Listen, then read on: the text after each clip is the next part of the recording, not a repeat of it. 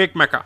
Hey. Huzzah! We are all here for another episode of Big Mecha, but not huge. Today, I have the two standard co-hosts and a special guest, but we'll get to him last. First, standard co-host Will, say hello. This is the standard greeting. For premium, please insert $2,000. We could use that kind of money. Co-host Indeed, that's rising in the ranks, say hello.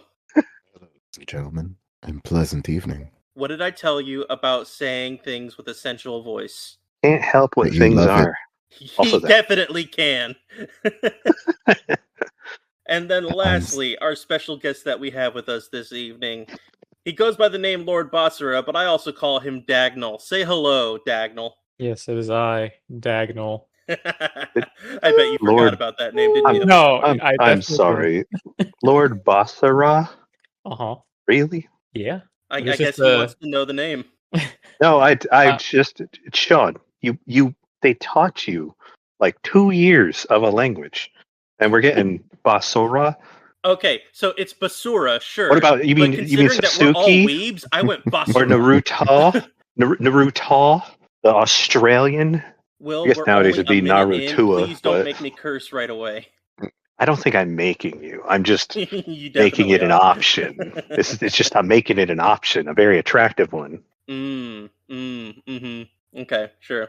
Anyways, gentlemen, we are all here today to talk about a very special movie, one that came out roughly 5 years ago. And ironically, it's also the last time that I saw Daniel here.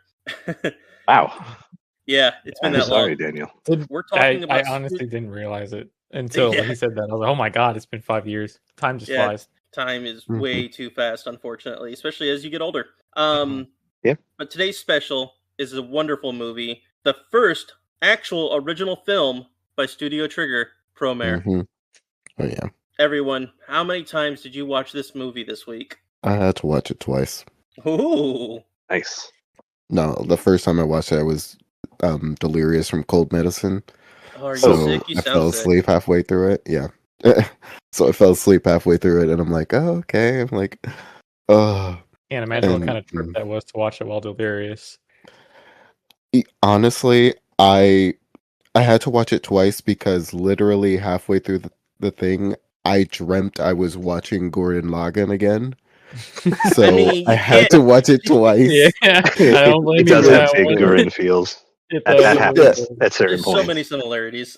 Oh I yeah. was like, Yeah. I was like, wait a second, I need to watch it twice because I need to make sure I didn't like hallucinate, giant spiral, gigantic Gurren, I mean, Tekken Topa, Gurren Just Lagann, heck, I thought I throwing saw a dick galaxies gun and at one shit. point, but I was wrong. Luckily, it was a stomach gun.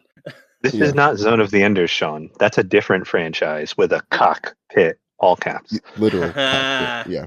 I Yeah, talk miss to that Kojima game about that one. series. He needs to.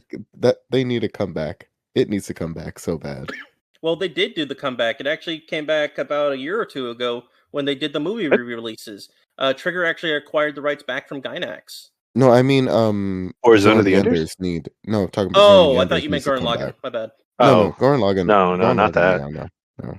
Well, then Yeah. Zone of the Enders actually did a comeback. They did their did a their remaster, I know PS4 that. VR version that is like an HD upscale from the PS3 version. You know, they could make a 3.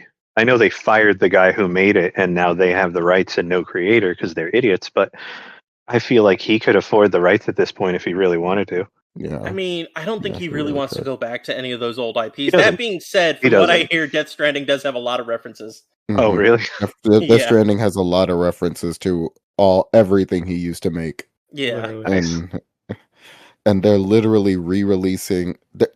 Aren't they like taking 2 years to re-release all Metal Gear Solid games? We don't know what's going on Remastered? with them because apparently they're Uh, having a hard time getting 4 no. ported.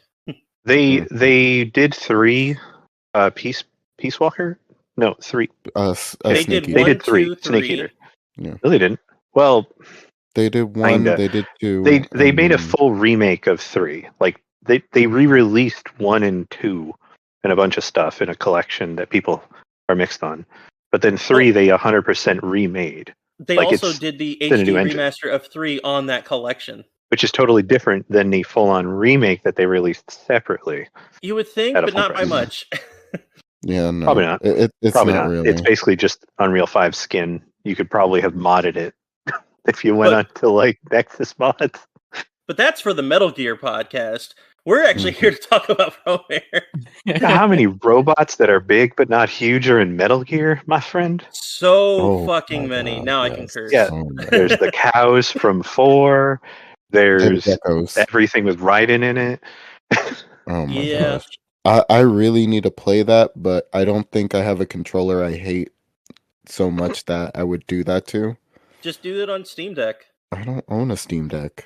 Well, I don't know what to tell you. You could take Sean's since he No, apparently you will has one. not. Yeah, First, you would have he to doesn't drive all the care way about over stick here. drift. You He know, doesn't care a about 45-minute stick drift drive apparently. for a free Steam Deck sounds pretty sweet. That's actually Yeah. a pretty good deal. Yeah, Yeah, see? but It's like he would 90 also minutes have to round go trip. through all my booby traps. Booby traps? So, Really? Yeah. i.e., walking through his apartment. What are you? I was What's talking this about is in all Chicago. all the walkers, that are out there. You don't live in that part of Florida. Yeah, you'd be surprised. Really? Yeah, Damn. there's some. Yeah. Okay. But anyways, Will, how many times did you watch this movie this week? One. Really? I honestly thought you ran would have out watched of- it more than once. I was going to, and then honestly, the week got away from me. I also technically, because of how a bunch of stuff lined up, I didn't have really a day off. I did 5 days of work at my job, then we did an event, then I did another 5 days of work, and I didn't have a day off until Friday, yesterday. Oh wow! All right. Yeah. So the last 2 weeks have been a bit of a blur, but I managed to get one in, and honestly, rewatching it just like sheer joy. I was like, I forgot how good this movie is. Right? God, there's obviously things you can critique because nothing is perfect, but beyond like genuine good quality critique, this movie just makes you happy. Like it's just silly and dumb and kind of amazing. Like it's really good. It also does a thing that I don't want to talk about it now too much because we're not talking about it, but Okay. It's also a movie. It's the most anime movie that has ever animated ever, as far as I can tell. I'm sure there are others, but yeah, this is definitely like top 10. It is one of those things where like the camera angles, the energy, the speed, the way that it's put together, this is anime. When people are like, "What's anime?" and then you play this and they look at you and go, that kind of gave me a headache," and you're like, yeah, that. So, Daniel, 'Cause- how many ugh. times did you watch The Burning Spirit of the Firefighter? Watched it once, but I probably should have watched it twice. I am to be shocked. 100% You honest told with me that you were going to watch it more than once. I watched. Well, here's the thing. I the one time I watched it, I actually watched it like at work. So What? I had to keep like pausing can it understand and like breaking it up. So I Hmm. definitely should have watched it again, like just giving it one full run through. But I just didn't. I mean, it kind of sparked when I did watch it. Sparked my memory of when we had watched it way back when. So Mhm. it all kind of clicked, but definitely should have. It deserved a second watch for sure. It does. It's like Will was saying, it's just very on the nose about everything, and that's one of its charms. And I love It- that. Oh, about it. absolutely. It Plays it all absolutely is, yeah. straight. Yeah, It is absolutely. super straight, but it's like, which I think they did this not as well. There's a whole critique in there, but like nobody listening to this podcast is going to remember this. I'm just old, but the Airplane series of movies that Paul and I are familiar with, Airplane, Oh, I Naked love those. Gun, dumb stuff like that. Like those were a type of movie where everything was abstractly absurd, but everyone in the movie played it as straight and normal, like either a serious movie, and it draws its humor from that. In the remake, they managed to nail some of that and then completely whiff some of it too. But that's what this movie feels like. Everything is done totally super straight, but then the stuff that they do on screen is just ridiculous and silly. Yep, absolutely, I agree. Straight up. The monster trucks that like weirdly transform to make themselves smaller, and then they get a big plow on the front. And they fit in the and- hallway. Mhm. Why? Yeah, Why did they even the have hallway that? moment. That hallway. There's so much like Looney. Looney Tunes. There's like traditional. I say traditional, like 80-year-old visual gags. Like that's the kind of I was gonna stuff say that they're going 8-year-olds. for. I Yeah, say it goes back to like the early '90s cartoons where everything was so extra, and then also bringing out that hot-blooded anime goodness from Mhm. everything Like that was shonen animes. popular. Yeah. Yeah, like the major shonen animes. But Mhm. it did it so it took those beloved tropes and did them seriously while still keeping it as ridiculous as it once was, so that Mhm. you could laugh at it but still be like, yes, this is how you do it. You don't half-ass it. They showed the passion in this project. It also goes against the standard trigger trope of having nothing but female fan service and giving us nothing but male fan service. I Good had lord. the Oh same yes. thought.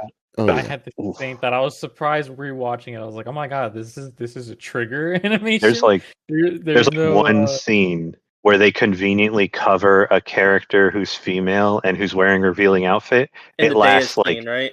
10 yeah, where they show a shot that's like from the front and it's very fan servicey, but they're also doing the convenient covering. And that's the only shot in like the entire film, other than her normal outfit being kind of revealing. And that's it. And then they spend the rest of the movie just not doing any of that. Yeah. Digimon has more fan service in it, which is a whole other discussion. We're not going to go there. Evangelimon. Yes. Mhm. Why did they show the booty in full screen for 5 seconds? I don't know, because the Okay, animators side are tangent. lonely. So, Daniel, have you ever watched any of the Digimon Try movies? No, I haven't. I actually wanted to get More into like Digimon try recently, hard. but I did. I have not yet. I have not made So, that jump. honestly, they are good. It does have a few production, qualms that you might Eh, have. there's writing Somewhat issues dissimilar too. to There's One always Punch writing Man, but issues. it's still better than that. Oh no, I don't think it has that type of issues. I think there's genuine writing issues in it too. Stuff that Yeah. just doesn't make sense when they try to fit it into its own canon, and then an entire plot line that they make happen and then make go away. And you're like, what was the point of that? If it's Well, just going to go away, That's because then they do the sequel movie. But anyways, it's stupid. yeah. At the end of the Try movie, the big bad is this giant Evangelion like Digimon, and it's Mhm. completely scantily clad, and it's constantly like moaning and yelling and lots Oh, of and bent putting over itself in animation. awkward, like physical poses that clearly show off its physical figure, and it's like that's the anime gonna anime is probably my best description I've heard for it. Yep. I'm gonna have to It's worth a research watch, this but good lord, further, when you I watch it, guess. I'm like, I turned to Will at the end, the others in the theater. I'm like, should we cover our eyes? I got But that that There's bad. just no thing where you're like, Well, no, it's just that part. They literally, like, they're doing a flying animation where you're following along as it flies around the city, and I'm like, did you need to shove its butt into the entire camera? You have control over everything in this scene. Curves and That was everything, dude. purely fan service. Okay. Why What is is the this final Digimon boss giving called? fan service? I call it I gotta see this. Evangelion, but I don't remember the actual name of it. Say, but Oh, I don't which remember what it's movie was called, it? but they also copped out The and sixth just movie. were Digimon like, Try we could Yeah, take Digimon Try Omnimon Volume and make him 6. white. Volume 6. You said. Yeah. It's in the final fight of the final thing, so it's like the last 20 minutes of that entire run. Pretty Okay. much. I can't wait to Yeah, watch that like movie it's. again. I should rewatch it. The animation's really good. I mean, Sometimes. technically we could for this podcast, considering that it, does have I mean, Digimon that are Digimon are just mecha related. like 90% of Digimon. I saw a good meme the other day of like Pokemon evolution, and it was like little thing becomes bigger and adds stuff. And then it was like actual evolution, and it showed a creature evolving through different things. And then it's like Digimon, and it was a lizard, as something else, and the third one was a refrigerator with a Gatling gun. And I was like, that's not far off. I think there is a refrigerator Digimon, and it probably has a gun. God, that's funny. don't be Yeah, it makes surprised. absolutely Most no sense. Digimon have guns. Yeah, There's a lot of literally them, has to they- be a form that has a gun or a giant sword. Oh, But don't forget, there's I an know a actual guy. Gunmon. There Yeah, is. There's yeah, also. I yeah. know a guy who. There's his favorite gray of the gray line is War Crime Greymon, as he calls him, and it's literally What? like a Greymon with a freaking like military helmet, camo pattern, holding a rifle, and then it turns into a machine type that is just like all guns.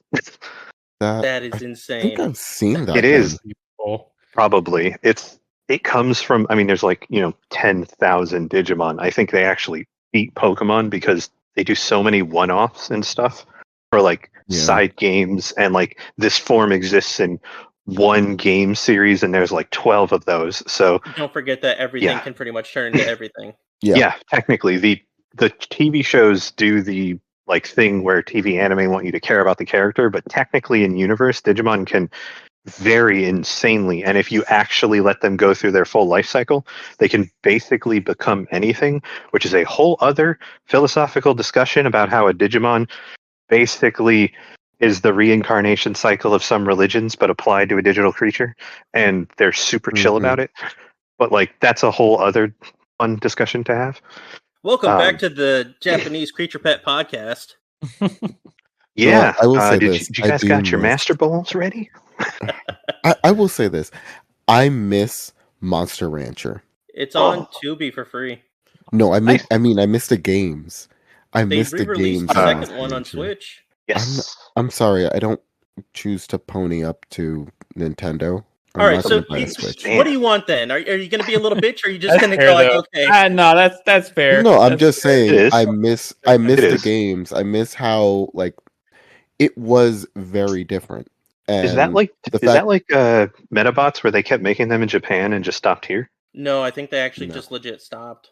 Yeah, it kind of lost its thing after a while. I think there's only Yeah. one anime for it too. when Pokemon came out, it kind of killed everything else other than Pretty Digimon. much. So, Yeah, Because Monster Rancher was literally it was Monster basically Rancher. it was a monster game where you get a bunch of them, train them up, and then combine them, and there you go. So it's literally Pokemon, No, but not Pokemon.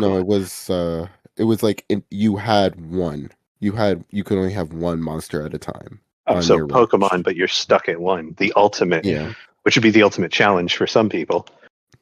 but you couldn't do it nowadays. Huh. You really So couldn't Pokemon because challenge runs were done first by Monster Ranchers, so they're actually biting on it. So it's not an original idea. Well, somebody email Nintendo about that. But all yeah, right, back Monster to Rancher was more Promare. unique. Oh yeah. Go back to the actual thing we're supposed to be talking about today. So, this movie came out in 2019, released and co-produced by Trigger and another company called X Flag, which I didn't realize X Flag was even a part of it until I watched the shorts and rewatching the movie this morning. It was very weird because I had never heard of them before. Anyways, so this movie has a blend of 2D and 3D CG, with the animation done by a team called Sanzigan. They specialize in CGI animation. They originally were founded in 2003 and then became formally incorporated in 2006 by former employees of Gonzo. So Gonzo, Oh my god! alums. Really? Yeah. Wow, I haven't heard that name Wow. in so long. Me either. They've been And, they're still around. I No, think the they studio are, died. but remember, originally Gonzo was mainly doing hentai before they actually started doing regular anime. Well, they did a lot Oh, of distributing in America. I don't know that they made the anime, but they handled distribution rights for a bunch of stuff. Mm-hmm. That's true. Because I saw the Gonzo at the beginning of a bunch of different anime, but I'm like, you didn't make it. So I think they were just doing distribution back when there were more distributors. Now there is one, but like Highlander. But yeah, at this point, I don't know that they're still around as a company, or if they just have like Oceania rights to distribute or something. Because there are companies that kind of like only do that, and they'll even make like dubs and stuff, but we'll never get them because they're only for over there. Yeah. Which is still wild to me. There are like Malaysia. I think it's Malaysia. I think it's English dubs of anime that we never even see because they make two different dubs. That's crazy. In English? Yeah, that makes. I think you're right about that. Yeah, I didn't learn about that until I was talking to a friend of mine, and he's like, "Yeah, there were back in the day, and even now, there are two English dubs for some anime because the right to distribute there go to one company, yeah, the and build then over series here for to all a the different different one. Gundam Gunpla shows. Yeah. Really? Yeah, all those are Wild. Malaysian. They removed It- Build Fighters, the original Build Fighters series. They removed it. You can only find it on whatchamacallit, on YouTube, but I don't even. I The think original, you doing mean the Gundam 3-episode OVA or the first show? Oh, that 3-episode OVA, you have to buy it. I don't think anywhere has Okay. it. I'm checking Gundam info Right. right now. You're just talking on about the YouTube, original one that was where they introduce red-haired main character guy.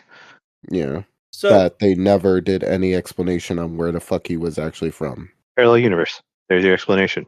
So this is That the was first the- full featured movie done by Studio Trigger that was not based off of any previous IPs.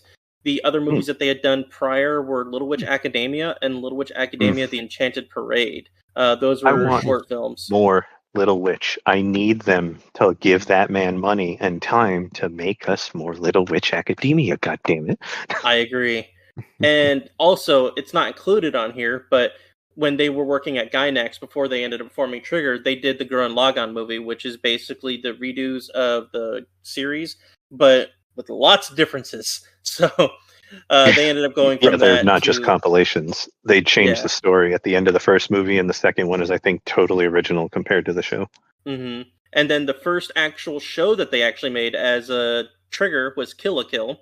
From there, that we That can was go their on to some first? highlights here, such as Space Patrol Luluco, Little Witch Academia, Darling in the Franxx, SSS's Gridman, B&A Brand New Animal, SSS's Dynazanin, Delicious in Dungeon, and they ended up doing the new panty and stocking with garter belt. Oh, yeah. Oh, they got to do the sequel. Yeah, Mhm. because the original was Gainax. But realistically, some of the people working on that sequel worked on the original. Like, Right. Yeah. That's why that happened. They And were like, then- do you want to do sequel?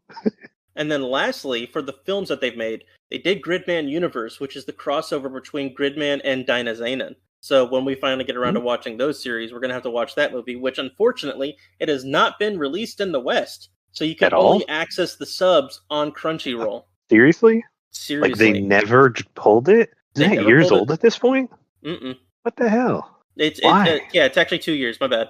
Oh my God. And then also, Seriously? some last minute things on here. They have Disney Plus stuff and some Netflix stuff. They did the Star Wars Visions, 2 episodes in Volume 1. Yeah. They did, straight up look like Promare too. They do, Yeah. yes. One of the characters really just straight up looks like one of the main characters from this. I'm like, why is he in fucking Star Wars? That's from episode number 3, The Twins. They also did another one Mhm. in Visions Volume 3 that just came out. And Yeah. Oh, they okay. did both Cyberpunk Edgerunners and Edgerunners 2, which Edgerunners 2 is Edgerunners. what's currently being worked on. Oh my God, Edgerunners is Mm. so good. It is Yeah. tragic as fuck, Yep. but it is so good. As someone who No, really don't likes go tragedy, into it too much. I literally have just started watching it. I think oh my I'm on, friend, like, the you third are episode. in for a treat. It is so Yeah. good. It has It such a looks- great it looks writing. pretty. The world, oh, even the soundtrack, which by the way is borrowed from the games. So I mean that anime kind of saved Cyberpunk the game's ass. I'm not gonna That's lie. true. And That- this that- company that got really incorporated into the game for because sure. of it. Mm-hmm. Oh yeah, no, they did. There's Easter eggs to Yep. the ending from the anime. All of the characters, there's Easter eggs to their endings in, because it's only like 12 episodes. There's Easter eggs to it in the game, so you can find them after the anime release. They patched it in, and Oh. it, in my opinion, describes the world of Cyberpunk through the way it's done so fucking well. Yeah. Oh my God, it's so One good. of these days I'll get to it. But the Yeah. reason why I Worth it. bring up This- Edgerunners for two. is because the director for that show, he was also the director for this movie. He's basically Oh. the co-founder of Trigger, and he's also the director of Gurren Lagann and Kill la Kill. His name Wait, being nice. Hiroyuki Imaishi. How is he? Hold on. Okay. How is this? You This and can't be Edgerunners are serious. two of the least horny things they've ever made. Yeah. How is that the same person that made Kill la Kill, the horniest thing ever made? I don't know, man. I wouldn't. No. That show Kill was la Kill about is not the clothing, horniest thing. okay? Yes, it is. I Kill will la Kill is not the defend Kill la horniest Kill, thing. but I will also say it is incredibly horny. No, yeah, absolutely. Yeah. Okay, There's no denying that. Yeah. Okay. But I mean, I've just watched. from the teacher, clothing the thing, guy yeah. who constantly I've takes watched- off his clothes. In front of I've underage watched- children. Yes. I have Alright. watched High School DxD, and That's a totally different That- studio.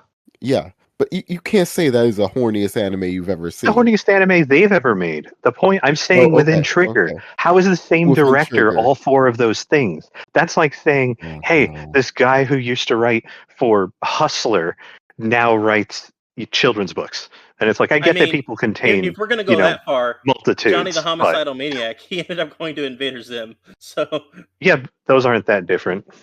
Yeah, no.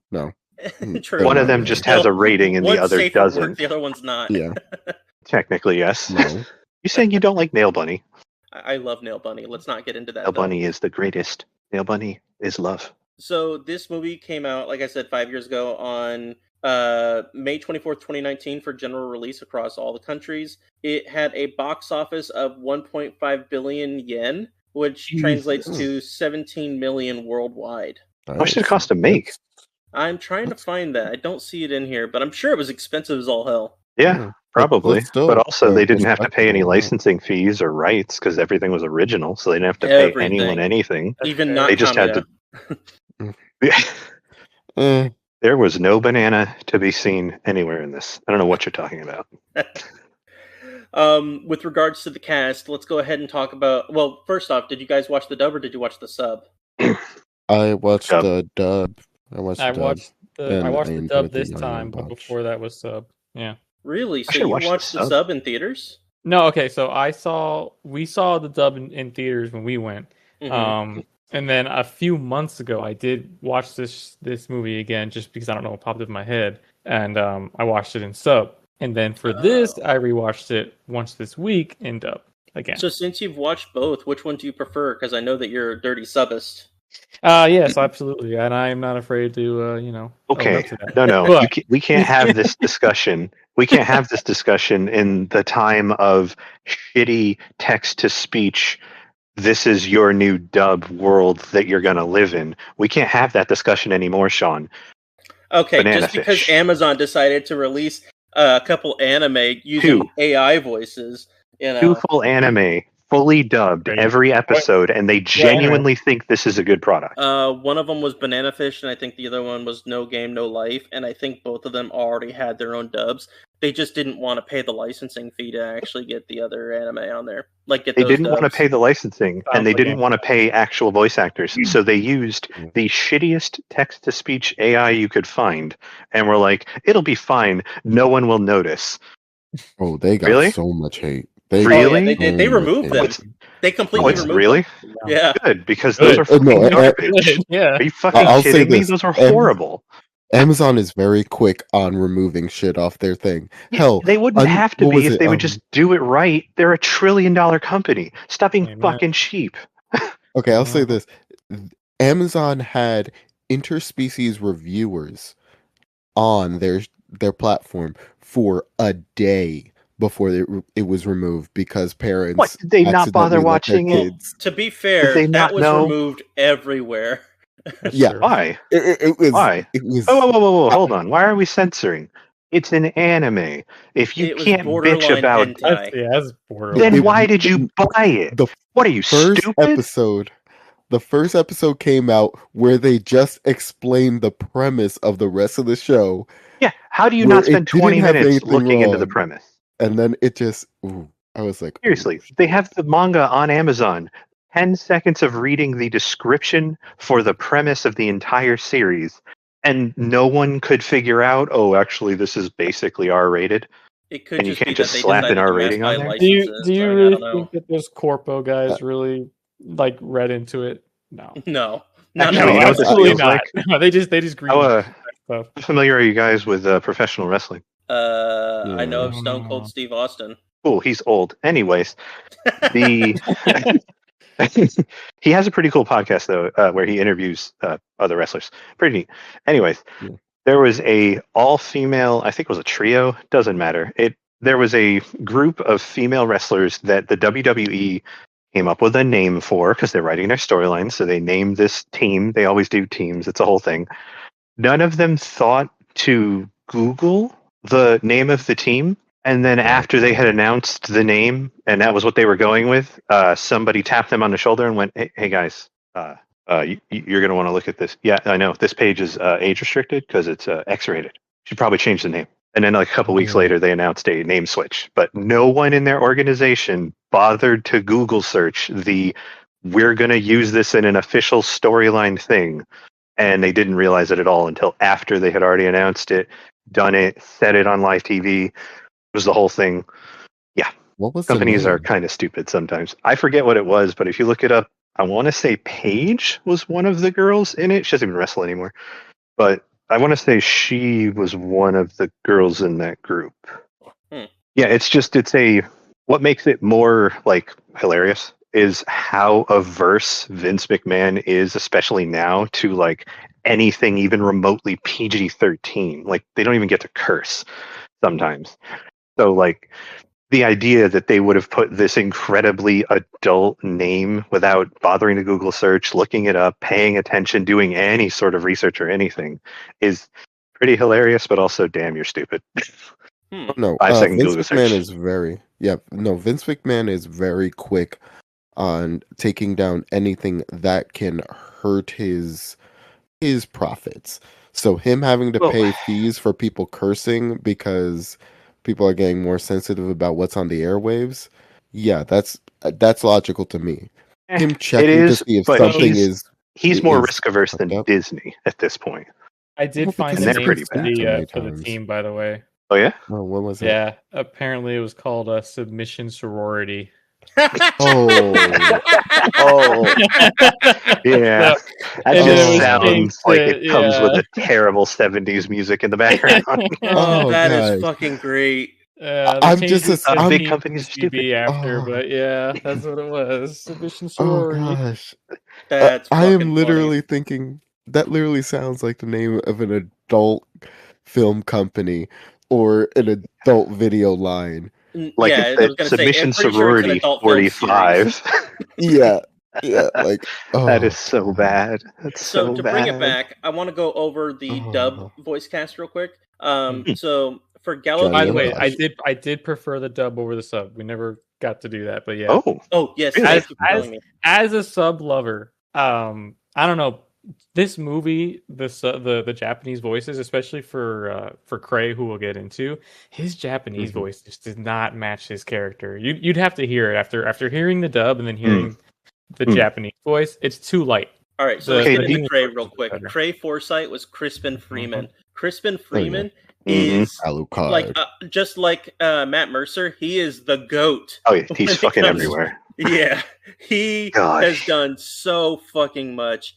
He was back in the original Slayer series as Zelgadis Greywords. Yeah, Greywords. He was Alucard in Hellsing. Every version of Hellsing. He's always Alucard. Yeah. Just both shows. He was every version of the character. It's always him in English. Period. He was Balmung in every Dot Hack series. Yes, he was Itachi in Naruto. Yep. Yeah. Give a character long hair. Well, that's Crispin. So cast that one. A character with long hair who can kill everybody in the room. Yeah, make him kind of goth, essentially. Hitachi almost ended Naruto before the series began.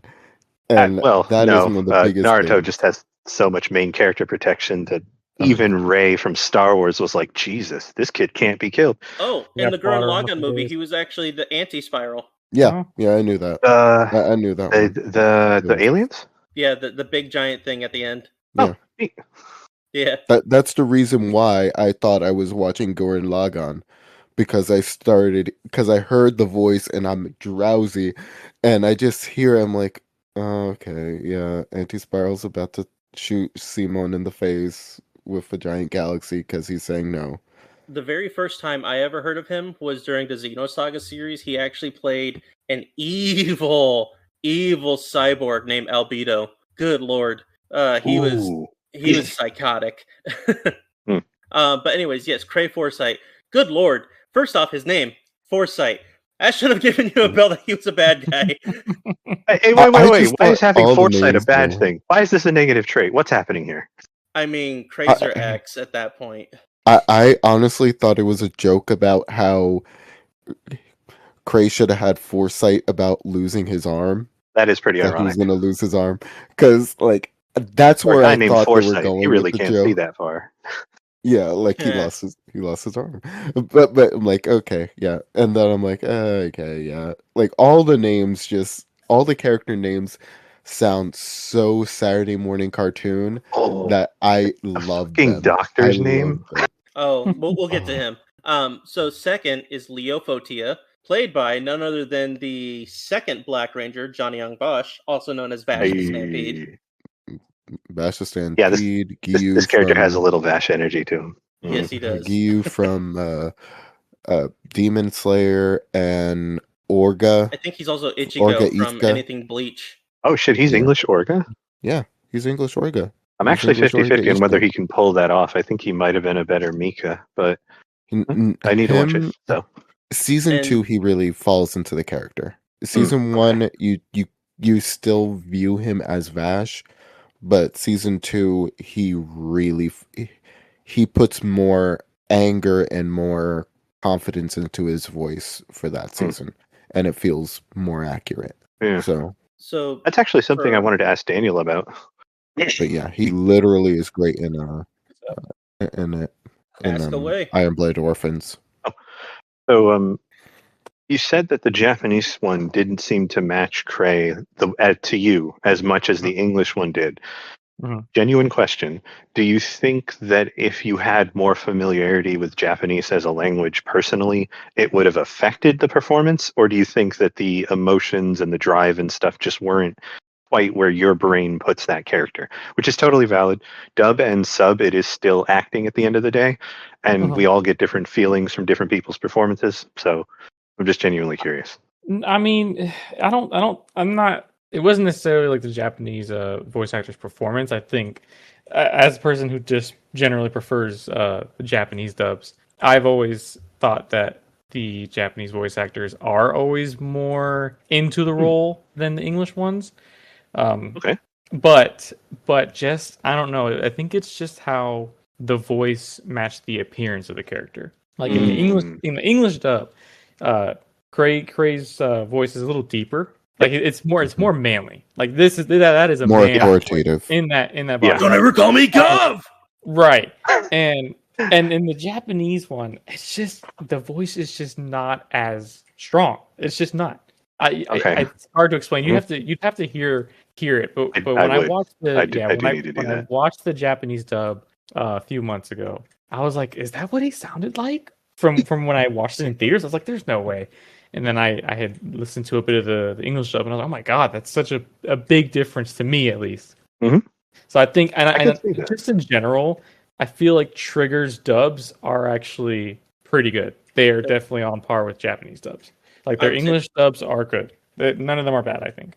At least the ones I've seen. And then lastly, before we go on to the other characters, that's just for the main characters right now. Lastly, for Galotimos, we have Billy Kametz, who I do need to go in to say Billy Kametz did pass away in 2022. Oh. He actually passed away from colorectal cancer. Jesus. Yeah. So he basically was able to do Promare in 2019. He got a couple other things released before the end. Like he was able to go ahead and do the Netflix dub of Evangelion.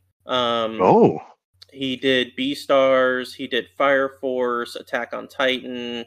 He did Resident Evil Infinite Darkness. You know, the last animated movie that they did. Really? Yeah. And before then, obviously he did Promare. He did Cells at Work, Agretzko, ReZero, Rising the Shield Hero, Konosuba, Baki, Boruto, Beyblade, and JoJo's he did Bizarre Baki? Adventure. In JoJo's, he was actually Josuke Higashikata. Is that how you pronounce it, Daniel? Oh shit, he's Josuke? JoJo fan. Oh, hold on. I gotta. It's been a while since I've seen JoJo. Say the last name again. Josuke Higashikata. He was in Diamond is Unbreakable. That sounds about right. Yeah. Okay. And also in American works, he was in Ruby. He was Roman Torchwick for 2 episodes, and they were released posthumously. Yeah. So, rest in peace, Billy. You will be missed because you were apparently a really good guy, and you did a fantastic job with your work. He was the main character in Shield Hero. Yeah, he's the main dude. He's our Shield Hero. Yep. Honestly, I could only get through one season of that, or half a season of that show. It was so freaking brutal. After the first season, I think it went downhill. Honestly, in my opinion. Yeah. Weebs. We're talking about Anyways, We were Shut talking up. about voice acting, but they're discussing writing. This Yeah. is not a comment on any of the voice acting. They are specifically no. referencing the writing and the choices in the story. Yeah. No, I'm saying literally, as a fan, he put so much emotion into that role as Shield Hero that literally the pain the main character was feeling, I was feeling bad for him. Like I Mm. felt the anguish that the character had. Like when he would say something, like I heard literally the entire like I gave up on everything. I don't trust anyone. I don't give a fuck about anyone. I just give up. Like I could hear that in his voice. He did amazing. He was an amazing voice actor in that. So yes, I'm saying the dude had talent. The dude was very talented. he did. Moving on, we as Ina, who is the main girl that you see throughout the movie, that was voiced by Allison Lee Rosenfield. I was looking to see what she has done, and what she has of note is she was in a few Pokemon movies as Nurse Joy, a few other Pokemon movies as a character named Bonnie, and she was Fraubo in Mobile Suit Gundam: The Origin, Okay. and was, she was like- a character in Mobile Suit Gundam Seed Freedom. And she Okay. also reprised as Fraubo in Kukuru's Doan's Island. Hey, toss that rock. Oh, she's been Nurse Joy and Bonnie since 2011. That explains that. Oh, she's just straight that character. She's Nurse Okay. Joy. Yeah. Okay. All right. So in the there's anime, she's that. just that character. Yeah. Then we've got Varys Truss, who was the very muscular guy that's part of Burning Rescue. Oh, the big guy You who want to they know who straight voiced up. him? Who was it? The voice actor for Barrett in Final Fantasy VII Remake, John Eric Bentley. Oh, Huh. damn. I You was would not think with expecting all that. the time I put in that, I would remember that. I didn't recognize that at all. I didn't either. Mm. But you know who Although I did different- recognize? Different feel for those two Of characters. course. But yeah. Go ahead You know and say it. Fucking Go ahead and Spike say it. Spiegel as the commander. Steve duh. Bloom. Steve Bloom. Wait, you mean Steve Bloom's a voice actor? No. Yes. And Okay, I'm not gonna lie. Every single love him, time but he he's spoke as Igni, I kept thinking about his role in G.I. Joe Resolution as Duke. Yeah, I can see that. But also, I've never seen he's it, so I can't use basically that reference. I he's hate you for essentially it. like It's he's like one of the Wolverine, best where he's roles on I've every ever seen. team, but he's also Wolverine in Yeah. English. I understood that reference. Yeah, I would he's say, literally played Wolverine, but also just like the character who's on every team in an in joke. He's just like that. And then I last say one, G.I. Joe Resolution is worth seeing. It's on Amazon Prime for free. You should definitely watch it. the last one that I want to mention. You may recognize her from another Gainax series known as FLCL / Fooly Cooly. Carrie Walgren ended up voicing the character Lucia, who is the scientist of the 100%. Burning Rescue Team. Haru. Yep. He has just as much like just pure caffeine insanity in this character, and those two characters would get along. Yeah. Absolutely, straight up. So this movie, obviously, it made a lot, and it still hits, as it being something that released 5 years ago, and coming back to it. But guys, initial thoughts on this movie? Did we all love it? I'm not gonna say I loved it. I liked it. Wow. I liked it. I'm removing I can it agree. from But I agree goddamn with that. like I'm, Daniel, it's Okay. nice seeing you. That's not the response he All right, wanted. guys. Oh, Have a man. good night. like I liked it. Lovely I didn't meeting you. love it. I liked it. I didn't love it. But All right, let's get into the nitty gritty then. Okay. I'm glad we're splitting Honestly- this down the middle. I'm glad that we have an even number of people, and this is definitely not going to be an issue when we try to rate this later in this episode. I was gonna say this is gonna be a very first ranking. I can feel it. Someone asked Cray if he has the foresight to tell me what its rank will be, because Oh, brother. Look at all I'm this guy. saying is, on it, okay. I'm just gonna say it. I'm seeing this, and I'm seeing this after being a huge fan of Gurren Lagann and G Gundam, and this just feels like it. I like both those Maybe things. no. I'll say this: if I never saw Fire Force, I would probably enjoy No, this more. If I've seen Fire Force before Nope. It is this, not. That is an apples and oranges comparison. The only reason that people even you would think that is because they came out around the same time. Fire Force is still That running, is by the true. way. They did come out around the same time. yeah. No, But Fire but Force that's is what I'm still saying. running and Like, is a shonen anime, but they're also completely different in their premise setups, also in the yes, resolution of I their agree. stories. So, Paul, your Yes, opinion I doesn't agree. matter. That's what I'm saying. Yes. My opinion on this, it's very moot because I liked it. It's basically like a Power Ranger version of Fire Force done by Trigger that Kind of. literally looks like they saw like literally Trigger saw Power Rangers and said, "Okay, we're going to make a firefighting version of Power Rangers and do this." Yes, I loved it. Yeah. I would It's a argue that good Trigger's movie. Power Rangers is Gurren Lagann, especially with the team that they form at the end. Yeah, Mhm. but I'm just saying, like, the only thing missing was the fact that they didn't make a freaking Megazord in this, which would have been fucking badass with all those mechs. But honestly, it's interesting. But I have so many other things that I'm pulling from when I see this that it doesn't feel as unique as it should. That's what I'm saying. Not I would saying like that to your this know is what argument those is bad. other things are so I can yell at you later. Yeah. so this I basically feels too derivative for you, too much like the things that it definitely draws inspiration from, and not so, unique enough to differentiate itself in the realm like of art. like it feels unique, but at the same time Hmm? it just feels like it's pulling too much in from other Mm, things to be as unique as it should be. But mm. if I didn't see one or two of these things before, Yeah. I would say that Ah, everything else is mm. ripping off from this. So, Okay. Daniel, So I want this to is hear from kind I'm of you. coming like from. so speaking That's of where I'm Gurren coming from. Lagann, you're saying this is like the end of Samurai Jack. Yeah. Speaking of derivative and Yeah, copy yeah, paste. yeah, I'm yeah. gonna let that one go Literally, again, the Dave. end of Samurai Jack literally feels like he did Just not the end of want Gurren to write Lagann. the. N- No, it literally feels like he watched the ending of Gurren Lagann and then was still in the mindset of writing Primal and said, "Oh shit! Now Nickelodeon is paying me to finish off Samurai Jack. What the fuck am I gonna do?" Like he didn't have a unique idea to close out the story, and Hmm? if he didn't have that, I would have been fine him leaving it where it was, and just letting Samurai Jack be end where it was. We don't need an ending because that show literally feels like it should never I never actually watched end. Samurai Jack. Got a guy named Jack. That's what I You are figured. you are Speaking of Jack literally doing Dagnalls, yourself a disservice. But yeah. What about But Jack that's my Daniels? opinion of it.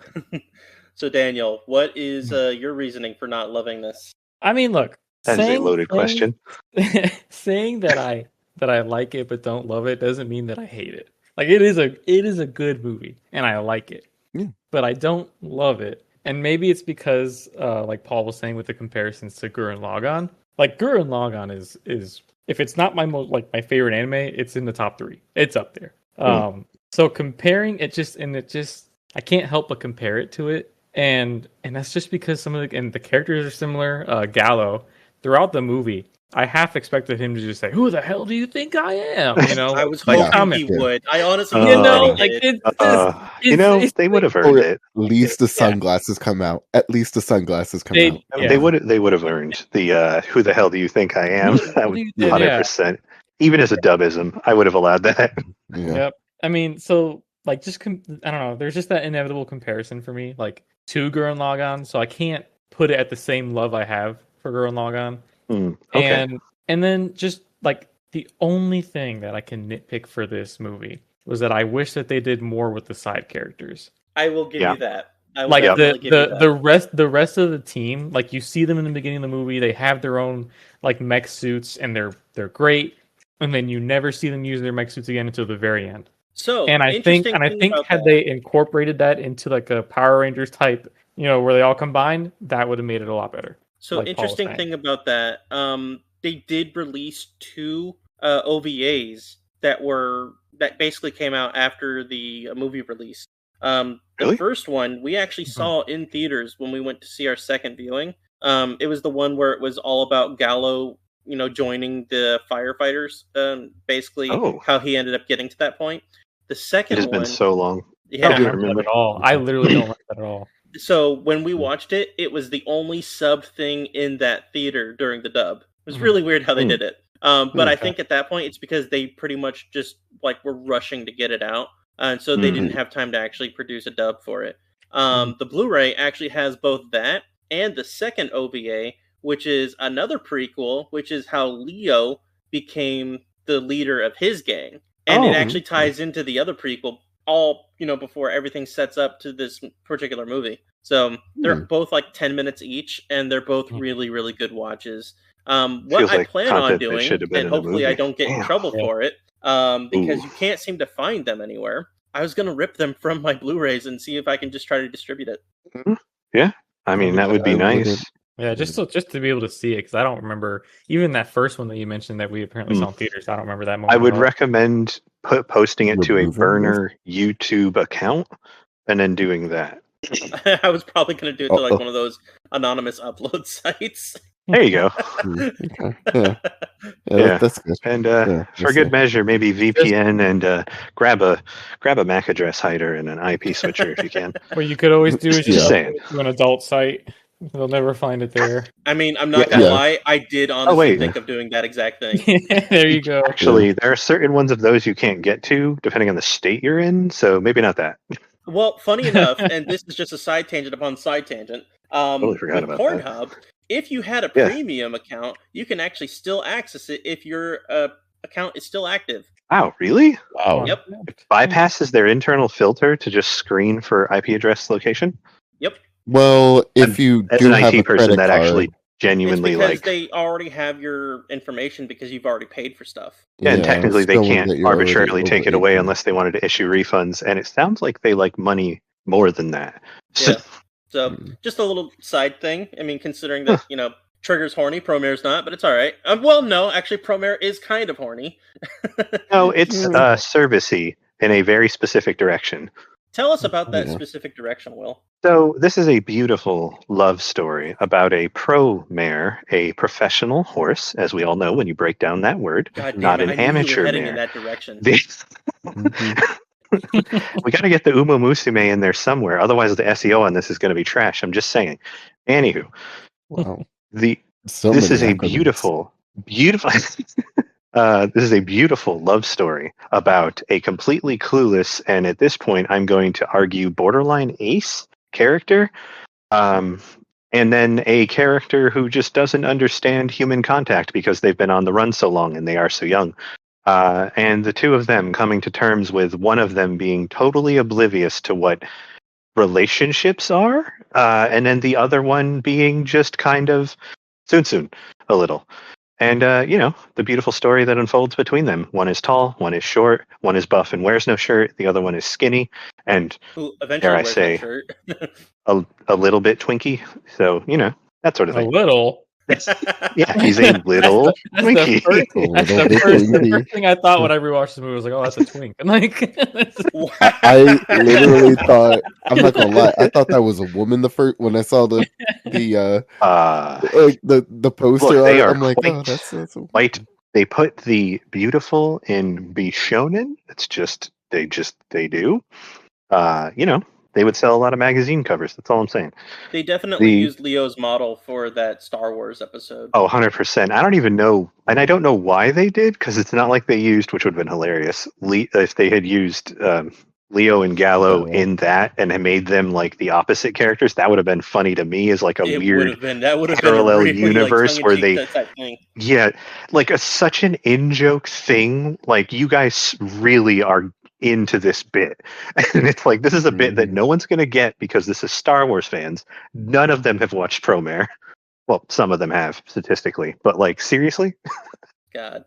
It's a beautiful love story about that, except one of them is totally oblivious, so it's also an anime love story where one of them is totally oblivious. When you say totally oblivious, do you mean like how every single person in the entire goddamn movie calls him an idiot? Yes, and how he is an idiot is he's idiot in the shonen pro tag way, where, and they point this out, his solution to every problem is charge up your fighting spirit, then leap in head first with zero plan. Also, you could say zero foresight. Anyways, they're only going to get better, trust me. Yeah. So it's And funny that we are talking about him being an idiot because I did read something recently. Where was it? If I can load up the wiki properly, damn thing doesn't want to load. He basically says something along the lines of where I wanted him to be an idiot because if he was smart, then the movie would have been a lot shorter. oh yeah, no, 100%. The movie would have been over in like Yeah. 5 minutes if he just had if he had one conversation with one of the Burnish, especially the leader of the bike gang that they show up to in the first 5 minutes. This entire movie could be avoided really fast. Oh yeah, Because you would they would all because they already heavily, in the scene following that, they heavily established that the main characters don't believe the propaganda that a Burnish is evil because Burnish.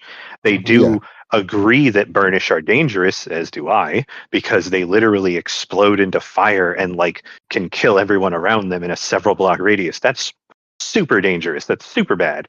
So they should be like, they should have a dedicated force and a city built around that. I get that.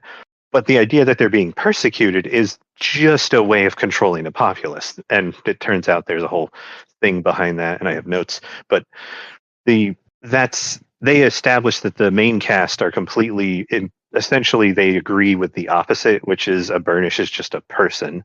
They're like, it's essentially an affliction. You don't get control. You shouldn't hate the person because they are afflicted. You should possibly hate the end result, but that person did nothing wrong. They are an innocent, just like the other people who get hurt in the scenario.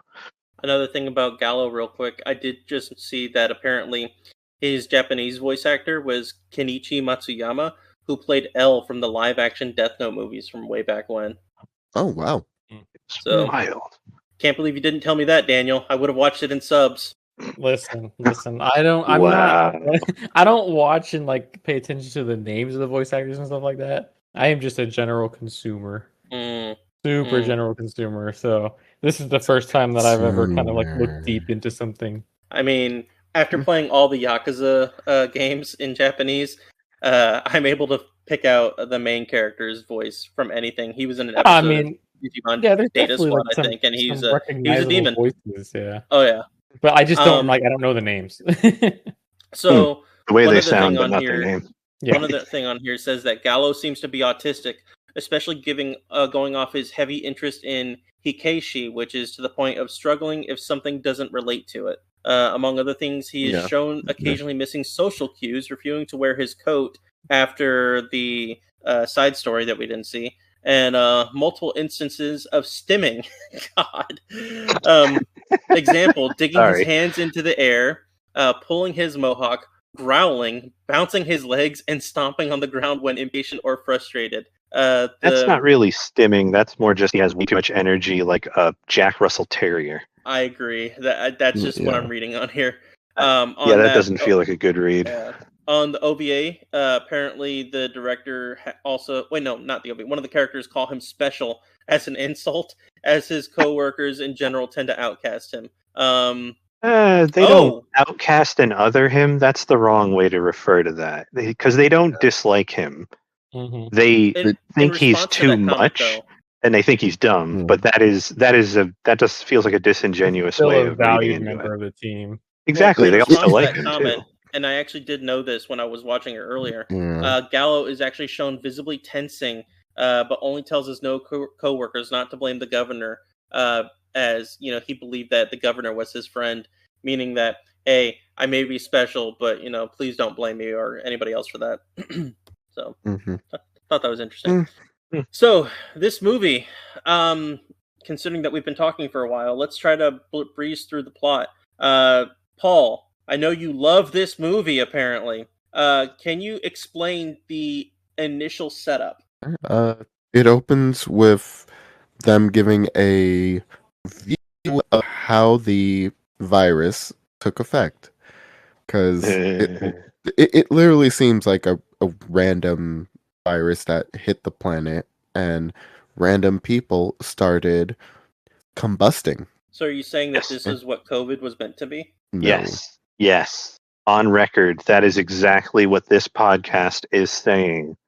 There we go. You heard it from us. We're all scientists here. Okay. Indeed, we are definitely a student of life. Yeah. And then they explained that apparently all the You were about ready to say inbred. I heard you. I was Fucking gonna say vile the piece of shit. Inferno. I was gonna say the Inferno. Yeah. Yeah. The burnish. The burnish. All the burnish caused the planet to get burnt to a crisp. Oh yeah, like half the human population is dead. We're talking like 4 or 5 billion people are dead. Like it's a large number. And then in 30 years, we've already rebuilt the planet. We rebuilt a giant city, and everything is fine.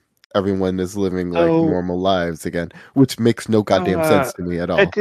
No. So it is a little accelerated, but 3 decades of a sole singular vision after all of the major power structures would have been heavily dismantled and broken due to the cataclysm on the planet.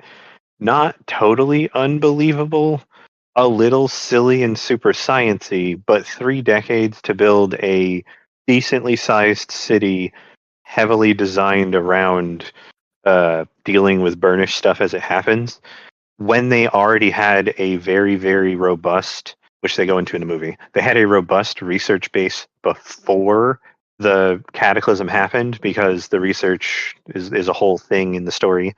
And they basically just took it and then they actioned on all of this R&D that was already done. Like there was already stuff was already being like borderline built. They just needed supplies and like people to care.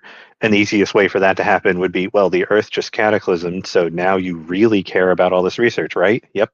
Boom. Everybody will focus on it, and that'll be it. Also, this is only like one city. They do not talk about the rest of the planet at all. Nope. So this gives you That's what I wanted to bring up very next. Mega City 1 Judge Dredd, like 2000 AD vibes. Like you don't know, we don't know. They don't even talk about like how many people live in the city. It could be a really small number. But we only don't 10,000 actually people know. can get on the ship later, which they don't, as far as I can tell, they only got maybe like 100. Spoilers. I mean, whatever. This movie made no literal. This movie was literally like just we're plopping you down into a world. This is what you need to know. Some people can burst into flames. Some people can't.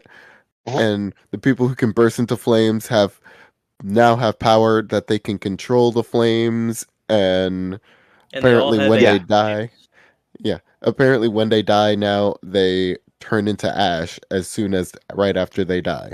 Well, you actually find that out in the movie, but in the thing, everything just kind of explodes into fire, and then there's an entire like whole ass anime series about like the massive burning where half the planet dies.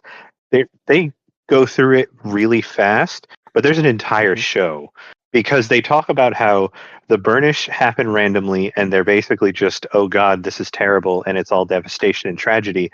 But then people have it happen and they don't die from exploding into flames, so they don't like detonate like an explosive, they control it. And once that starts happening, they become a faction where they're like, hey, we're still people, don't mess with us. And then they have a massive like civil war in humanity where they're like, we want rights and we want to be respected. And everybody's like, no, you're dangerous. And then half the planet dies. And it's like, there's an entire other anime where you could just do like 12 episodes on at least on just that. Yeah. Well, Leo kind of explains too that their bodies do actually burn when they do the fire, but they regenerate. Yes, but the fire that they're tied to, like the thing they're in touch with to do the burning, because it's not really fire. It's more like magic. Like it's fire because of how it's treated and stuff, and it does catch things on fire. But they can like build constructs out of it, so it's basically magic. Yeah. He does mention though that they are essentially immortal. So like you can't kill a burnish if they have a strong enough like power level, which they do show the burnish dying, but you have to like really, really try hard. They can burn, then they will live. Yeah. So from there, we go 30 years later. and all of a sudden we're witnessing 9/11. We've got a bunch of Burnish that are basically being a terrorist group, and yeah, they're destroying Promepolis with a lot of fire. Why do they need to do that? Why, Will? Why? What? Where? Why? Why? Where? Why? Where? Why? Where? Where? Uh-oh. Sorry, we were talking about Nintendo earlier.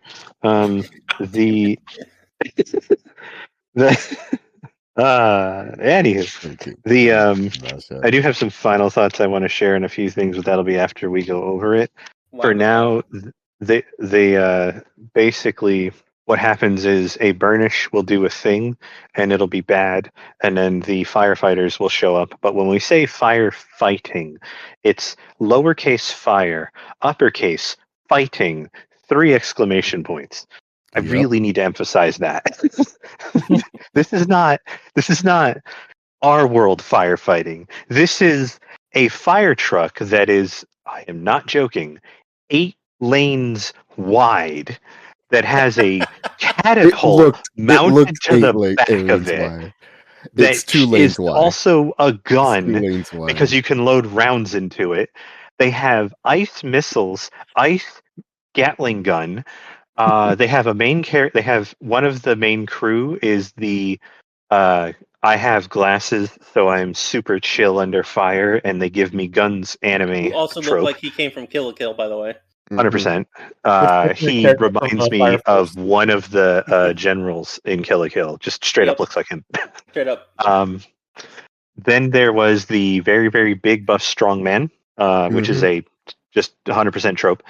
Then there was the crazy sciencey girl who is wearing a lab coat and I think a bikini because, and she has a mascot mouse or rat that was like eats several things throughout the movie. Vinny. His name is Vinny. His name is Vinny. Says his name. Vinny's awesome. So there's that, and then there is the man with the mustache who looks realistically the most like an actual firefighter from our world, but instead of being a firefighter, he's Magnum PI. So he drives a sports car. You are not going to convince me that is not a Tom Selleck mustache. That is a Tom Selleck mustache. That motherfucker he gave had off aviators. Tom Selleck air. Like, 100%. If we could celebrity cast his voice, that should be Tom Selleck. Yeah. I wish there was more of him in the movie. I know. Yeah. He was so much fun. But anyways, that's our crew, and then there is the main character who has a serious case of protag hair poking out of his head. He is super loud, super proud. He gives a speech to the people outside the building that's on fire to make them look good, because I don't know if he has a fan club, but he thinks he does, and that's what's important. He's working and he's the rookie. Yes, technically he is the rookie. All of the people on the team are experienced and veterans at what they do. This guy, though, they just got him. Before we go into how he actually shows up, I want to explain.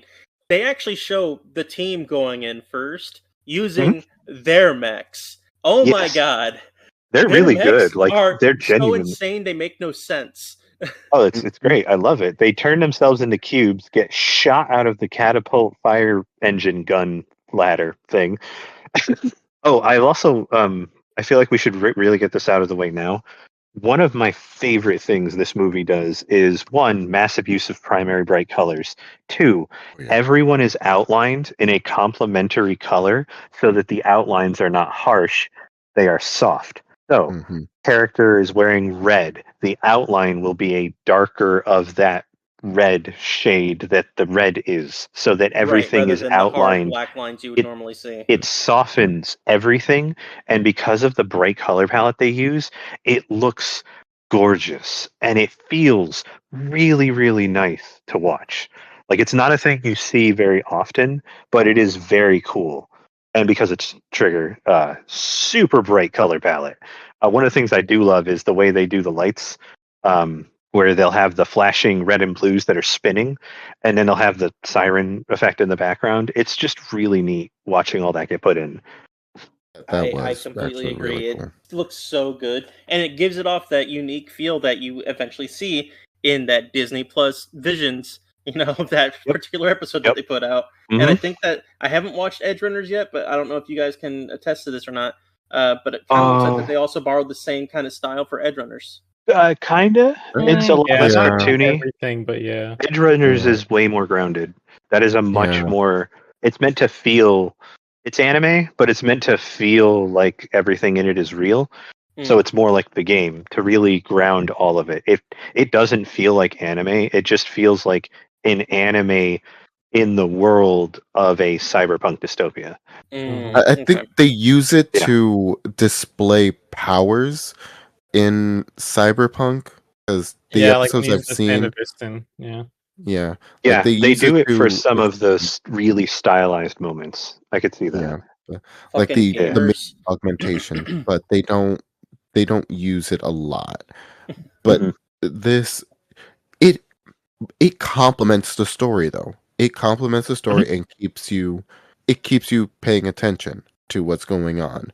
Yes, it feels literally like there's action going on in every single scene, even when it's slow. Your eyes are being assaulted, It- 100%. I will literally say if you have Epilepsy. history of epilepsy, you should not watch actually, this. that's a good question. Does this technically trigger the red and blue? Because I don't think it flashes fast enough. I mean, it I is could be called wrong, though. Studio Trigger, so Damn. But it didn't come with a warning. Yeah, it are the doesn't come warning. with a warning. Yeah, it doesn't come with a warning because I don't think the colors flash quickly enough.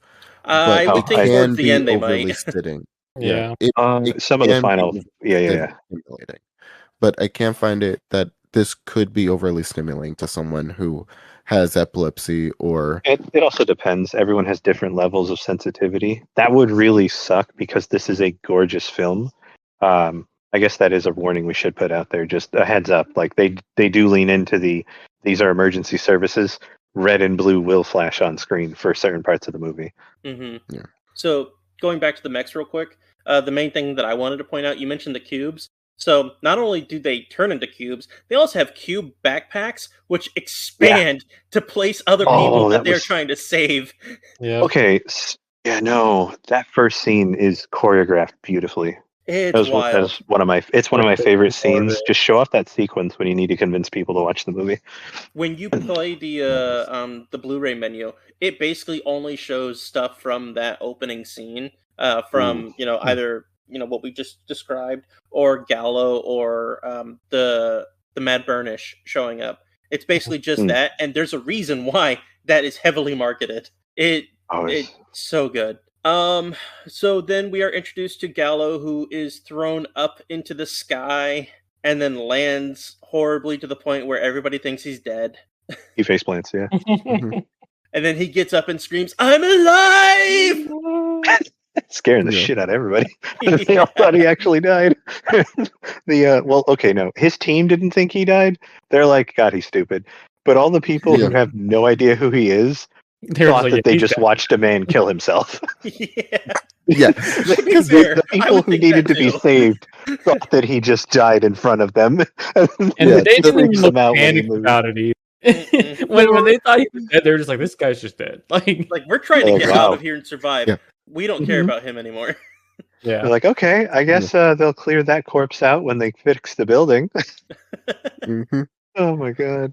And then from there, he decides that he wants to try and save everybody, and in doing so, he requests his Matoi, which is also a reference to Ryuko Matoi from Kill la Kill. Is it?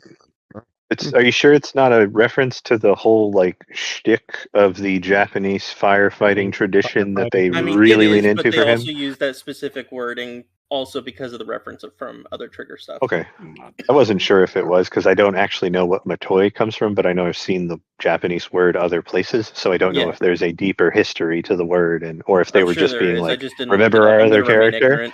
It's Matoi refers to a traditional firefighter's banner in Edo period Japan. God damn it, Daniel! You weren't supposed to fact check me. I'm sorry. I just wanted to add some context. Didn't we say no fact checking here? Didn't we say that? No, never. Was that in your head? When has that been a thing? Yeah, you literally fact check my ass every single time I say something. Yeah, but Paul, it's also because I'm incredibly biased against you. Oh yeah, I know heavily. that much. Yeah, no, that's very true. So moving on. Daniel, how Yes. does Gallo end up meeting the Mad Burnish? Well, after he, if I'm not mistaken, he successfully kind of guides the people out, and then he kind of looks up and sees the big wall of fire, and the Mad Burnish kind of pose on him. They flex on him a little bit with their poses, do. which was great. They definitely they hit that shit. Not gonna lie, Leo makes his own throne seat. bro, that was sick. Oh my god, that I forgot that was their opening, and I was like, God, they make him so cool. like they really lean into making him that much better than everyone else. So then just to he's a put a twink. pause on this real quick, do you guys remember a trailer for a video game that took a long time for it to come out, and there was also a lot of history behind it? But Duke it in was a 3D. game called Aeon Must Die. No. So did that it's ever a come beat 'em out? up that uses characters that look similar to the Mad Burnish when they're transformed, and it's Really? basically high octane. You know, everybody's trying to kill this dude, and Hmm. it's just a beat 'em up. It's not a very good one because not only did the development team get screwed out from when they were actually releasing it, they never actually wrote any of the actual code. They ended up getting outsourced after they got fired. And yeah, there's a whole mess behind that. This does look basically like the Mad Burnish. Yeah, Right? I it have really this Yeah, it game. does. I think I might have played it a little bit at least. So Because the yeah, trailer it is heavily insane. feels like The that. trailer is really cool, and a lot of it looks like this particular scene from Promare. Yeah, because it's got the main character's all super fiery, fire. Everything is like edgelordy. There's his chest is like a face on it, and he rides a motorcycle in some of his combo moves. Yeah, this basically looks like somebody was a big fan of Trigger in general, and then pulled their design aesthetic and made a whole game about it. Yeah, and then after the trailer got released, that's when everything bad about it came out. So it's like, oh shit. I feel bad for it's a whole other discussion. But I'd anyway, like to sorry, continue Daniel. Go ahead and moving continue. forward. I mean, that's really how he gets introduced to them, and then he fights them, and even though he's told not to, his what was it, Ignis, right? That's the Yeah.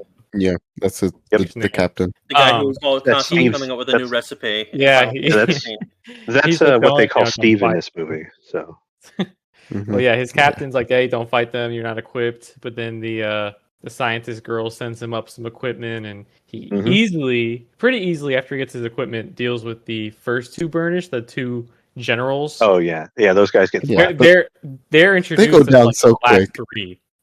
Like- That trio's the last three left that haven't been caught. Yeah, but those two, they went down real quick. Oh yeah. After he got his stuff, but then he proceeds to get his butt handed to him by Vash the Stampede. Yeah, Bring it, Black Ranger. Yep. And then after that, he's like, "Oh, but I'm not alone. I have my team." And then they obviously catch him together. Yep. Yeah, honestly, this entire opening scene sets a great tone for the movie, sets the bar and standard for the action, and also does a whole bunch of stuff writing-wise that you don't see in a lot of shows. They are legitimately a team. They make him out to be the loose cannon who screws around. He's not. He knows his place. He knows what he does. And rather than get mad at him and tell him he has to change who he is, they're like, no, we can work with this. We just really need to like lean into it. So they give him a piece of custom kit where they're like, this thing has like no armor and would be stupid for someone to use, but he's an idiot, so we're going to give it to him. And then they build their tactics around him being really hot-blooded, really gung-ho, throw himself into it, and then they use it to their advantage, which is how you should do that. You shouldn't turn down what someone is and what they're good at and be like, no, you need to conform to this to make them fit into a thing. No, you take their strengths and then make that you multiply it by adding it to the already existing team. And if he doesn't fit, you put him on a different team. That's how that works. Yeah, I really like that they didn't just make him some dumb idiot who only works alone. Like I'm glad that they kind of made him rely on the team. Yeah. Especially at the end of that fight. Like that was good. Especially. It kind of sets him apart as not just an idiot. He's more than that. He's an idiot with friends. There you go. Yeah, essentially. Yeah, he's essentially an idiot with a crew. Mm-hmm. So the Mad Burnish end up getting kidnapped, or not kidnapped. They end up getting arrested Yeah, and technically taken in kidnapped. by the Freeze Force. Which, The my FF. God, Vulcan from the Freeze Force is insane. It's a That's his silly own name for a name. character, by the way. Calling him Vulcan. Oh, yeah. That's cute. Yeah, Very cute. yeah. So they end up taking the Mad Burnish away to their I want to say prison camp, because that's basically what it was. Oh yeah, no, Yeah. it's a science, the human experimentation camp where Yep. they do not hide that from the audience for very long.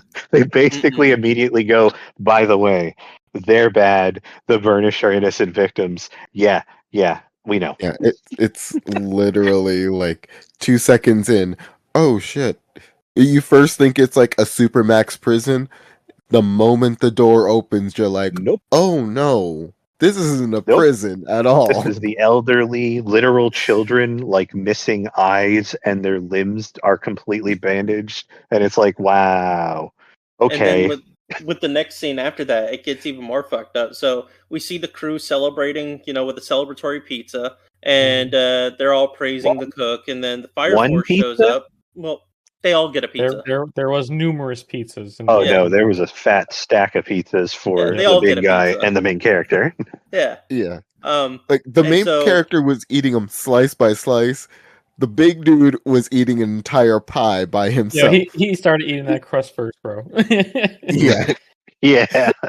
He picked up the entire pie and was just like munching on it. chomp, Just like housing now I'm getting whole hungry. pizzas. That was impressive.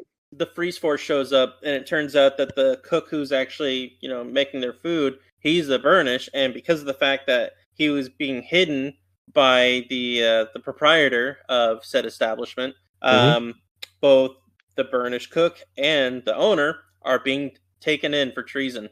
So yeah, yay! And Gallo's almost this is arrested after. too. Oh yeah, that's right. Yeah, they almost. Yeah, this is after they had the entire talk. Not all Burnish are bad. Like, not all Burnish are bad. It's like, it's where the main it's like, the main people point out that they don't view the Burnish as aggressors, and they do view the terrorists as the terrorist group as dangerous, but they don't view all Burnish as the terrorists. They view the terrorists as outliers. And the Burnish, I just realized something. Separately. The Freeze Force is technically, and I'm saying this with pun in mind, ice. Oh. Yep. Fuck. Kinda, but yeah, no, I see what you did there. That's good. Yeah. That's solid. How does Gallo end up getting to the cave where everybody else is? I forgot. He goes to clear his head off at the frozen lake. And That's then it. The girl, Aina follows him. They talk, and then he sees. Oh yeah, with that almost breakout. Yeah. Leo and the guys. They break out of the experimentation center. Prison. Yeah. They break out of the prison. Yep. Yeah. Oh, and it was interesting when they break out. They are given these giant handcuffs that are basically freeze cuffs, where every time they try to initiate their burning, it's supposed to freeze them. Leo somehow manages to overpower it and fully demolishes them all. Yep. Yeah, they point out, and this was the first instance of it because they are setting a bar. Leo, unlike the other Burnish, who probably view what they have almost like a disease and they kind of hate it, he leans into the whole thing and is basically communing with the power. And because of that, he gets to draw out way more of it than anyone else does that they show. The only two people close to him are his two subordinates, and the three of them draw out a lot more power than the average person who has it. The average person can oops a bunch of fire, or they can make a little bit, or generate some or control it. But Leo especially basically can is a superhero with the amount that he can pull and the stuff that he can do. Yep. I mean, he can fucking fly. Just straight up. He shoots it out of his hands and he flies. So, Paul, tell me what happens after Gallo watches this little girl just die and turn into ash. What's he do next? He finds out that He gets revealed to him that the mayor is experimenting on them. Governor, because remember, Gov. Governor. Yeah, sorry. Yeah, they Governor. call him governor, but it's basically a stand-in for the word leader because they say governor, but like of one city. Like the states exist, they don't mention any governmental power above him. So They don't really explain a lot in this. he governs in the literal definition of the word, but they don't do any explaining of like the power structures in the world.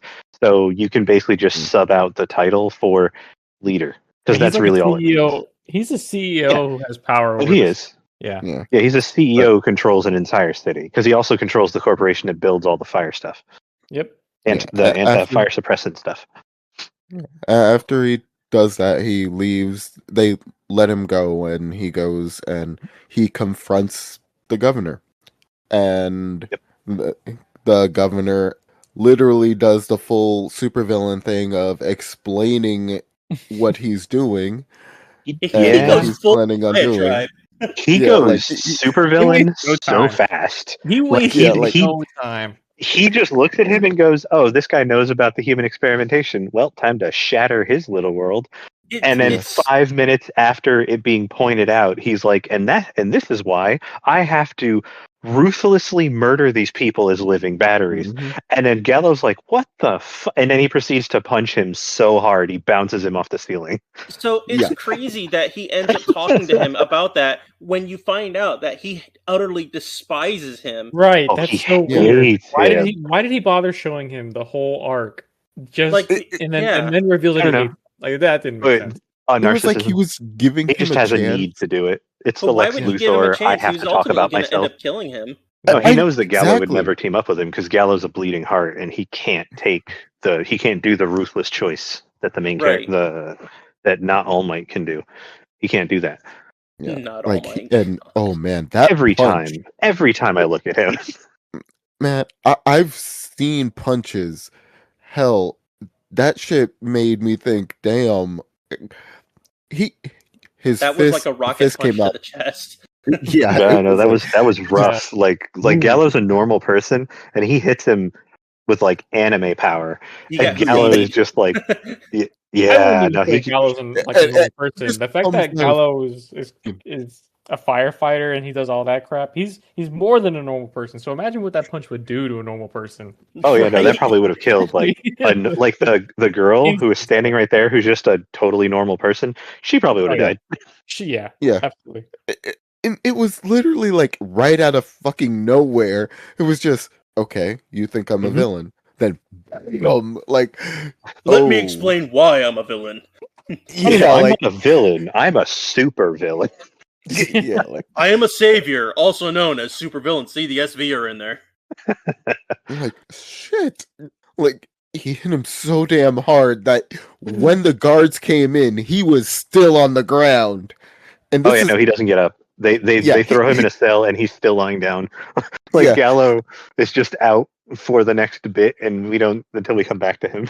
When Ina's Yeah, sister brings him food in there, she was like, by the way, you only have 1 day left and then they're going to kill you. I'm like, oh, they were going to kill him. It didn't matter. Oh yeah, Yeah. no. Well, I mean, it turns out that they have to like. There's a whole bunch of stuff in there, but yeah, they were going to off him if they had to. It turns out they were just going to let him die with the rest of humanity because they're building a warp gate and only 10,000 people get to jump on the ship.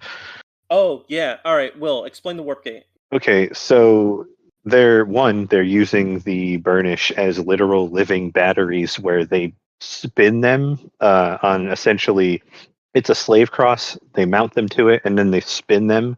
And my guess is they don't explain it, but my guess would be when you spin them like that, their natural like survival instinct kicks in and the burnish power ignites, and then they just spin them faster to make them produce more energy, but it does it in a controlled way. So they can siphon it off and they use it to power a warp gate made of triangles. The reason it's made of triangles is because that's a Not whole spirals. motif in this. No, it's triangles, not spirals. But the triangles are a whole motif because every time they show the power, they show this like triangle effect, which is visual shorthand for they're using their power. But it turns out that it's also visual shorthand to kind of get across the idea of what they eventually revealed the Promare like thing to be when they tell you what it is, which we're actually getting pretty close to. So there's that whole thing, and what happens is when you siphon off the power by grinding them up by spinning them, you can then open a warp gate and then open a destination warp gate and just suck something through it, and it goes bloop bloop, and there you go. That's the big thing. Yep. So, And what they want to do is they want to ignite so many of them all at once that they can use a colony spaceship. They want to warp that spaceship out of the Earth onto another nearby habitable planet. In I think it was 1 or 2 light years away. They want to warp there. they said 4. I remember. 4. Yeah, it doesn't matter. It's a pointless. It means nothing. Point is, it's far, but they want to warp to that planet and burn up all of the burnish, which will do 2 things. One, it would solve their burnish problem because it would grind all the burnish up, and then they won't be there on the new planet. 2, it will get them away from the Earth because, fun fact, it turns out the Earth has 6 months to live. They're just not telling anyone. So that's probably not good, but I'm sure that'll get solved at some point. All the magma from all the volcanoes in the world are going to erupt and basically destroy the world. Yeah, essentially Yay. super volcano, but it's a super volcano of the entire planet, and they show it as the whole planet literally going boom. So like, think of it like that's it. Pacific No more Rim Earth. Uprising with the mega kaiju. You know, if it were actually to get inside the volcano, boom, everything's gone. Yes, if it were to throw itself into a big enough hole in the crust, or I don't know if it had made itself a giant drill and dug a hole, it could have eventually jumped in a lava pit and kaboom. Yeah. There you go. It's funny how they never developed the concept of drills in that universe after going to war with humans twice, but I don't know. Aliens are, I guess, not that smart. But anywho. Yeah, and apparently Cray tried to fix it. "Quote unquote" tried, but he couldn't. He said that, but he was definitely like going for the warp anyway. He didn't give so what shit. he decided that the Burnish are not people, and therefore he can do whatever he wants with them. So he told himself the story of, I am the only one who can make these choices. I am the one who needs to do this. Yes, it's terrible. Yes, it's awful, but it's the only way forward. None of those statements are true. They are a story he tells himself, which result in him becoming a monstrous and terrible person. It's like he was trying to say the Burnish are eating the cats and dogs. Let's get them. Essentially, yeah. The governor maintains that ignorance allows him to make the hard decisions by not telling people about the whole 6-month thing, when it's more of a reflection of his personal desire for power and control. The only reason he has the Burnish myth at all is because it serves his ends and allows him to stay in power. That's it. That's all it does. If he had just told people, they could have solved the issue and gotten to the heart of the problem way sooner. Like you said, if only more characters in the movie were smart and not stupid, things would have been different. But it is also a tale of that. This is Trigger, so that's not the main thrust of it, I don't think. But I would argue that trying to thrust other things. Oh yeah, usually a lot. We'll get to that later, but for now, technically they are writing a tale about one man's deluded need for self-aggrandizement and power, and how that megalomania dooms an entire species and planet. And then later on, we find out he's also dooming a second species and planet. But yeah, so this is also a fun, silly movie about firefighters and guns and the burning soul of a firefighter. But yeah, all that stuff I just said, that too. Oh yeah. So speaking of delusions and power, Daniel, what is Leo doing at this time? So at this point, Leo had gotten back with the rest of the refugees, the other Burnished, that had escaped because he busted them all out. And then basically Freeze Force finds them, and that is because of one of the old people that he had saved from the jail. He betrayed the group, so Freeze Force gets all of them. They get the old man too, even though he thought he was going to get out. He got what was coming to him. Definitely. He became a chair. which Yeah. yeah. He did. Yeah, he did actually. Oh my god. And then they're about to get Leo. Vulcan shows up and shoots him with like it's the absolute zero bullet, which was So- fucking it's insane. it's so insane. Yeah. So it continuously freezes him more so than the gauntlet little gloves did. Freezes him from the core, from his very being. And then his generals save him. They save Leo by firing him into a volcano. No. Yep. How did they fire him? Because this was also So- insane.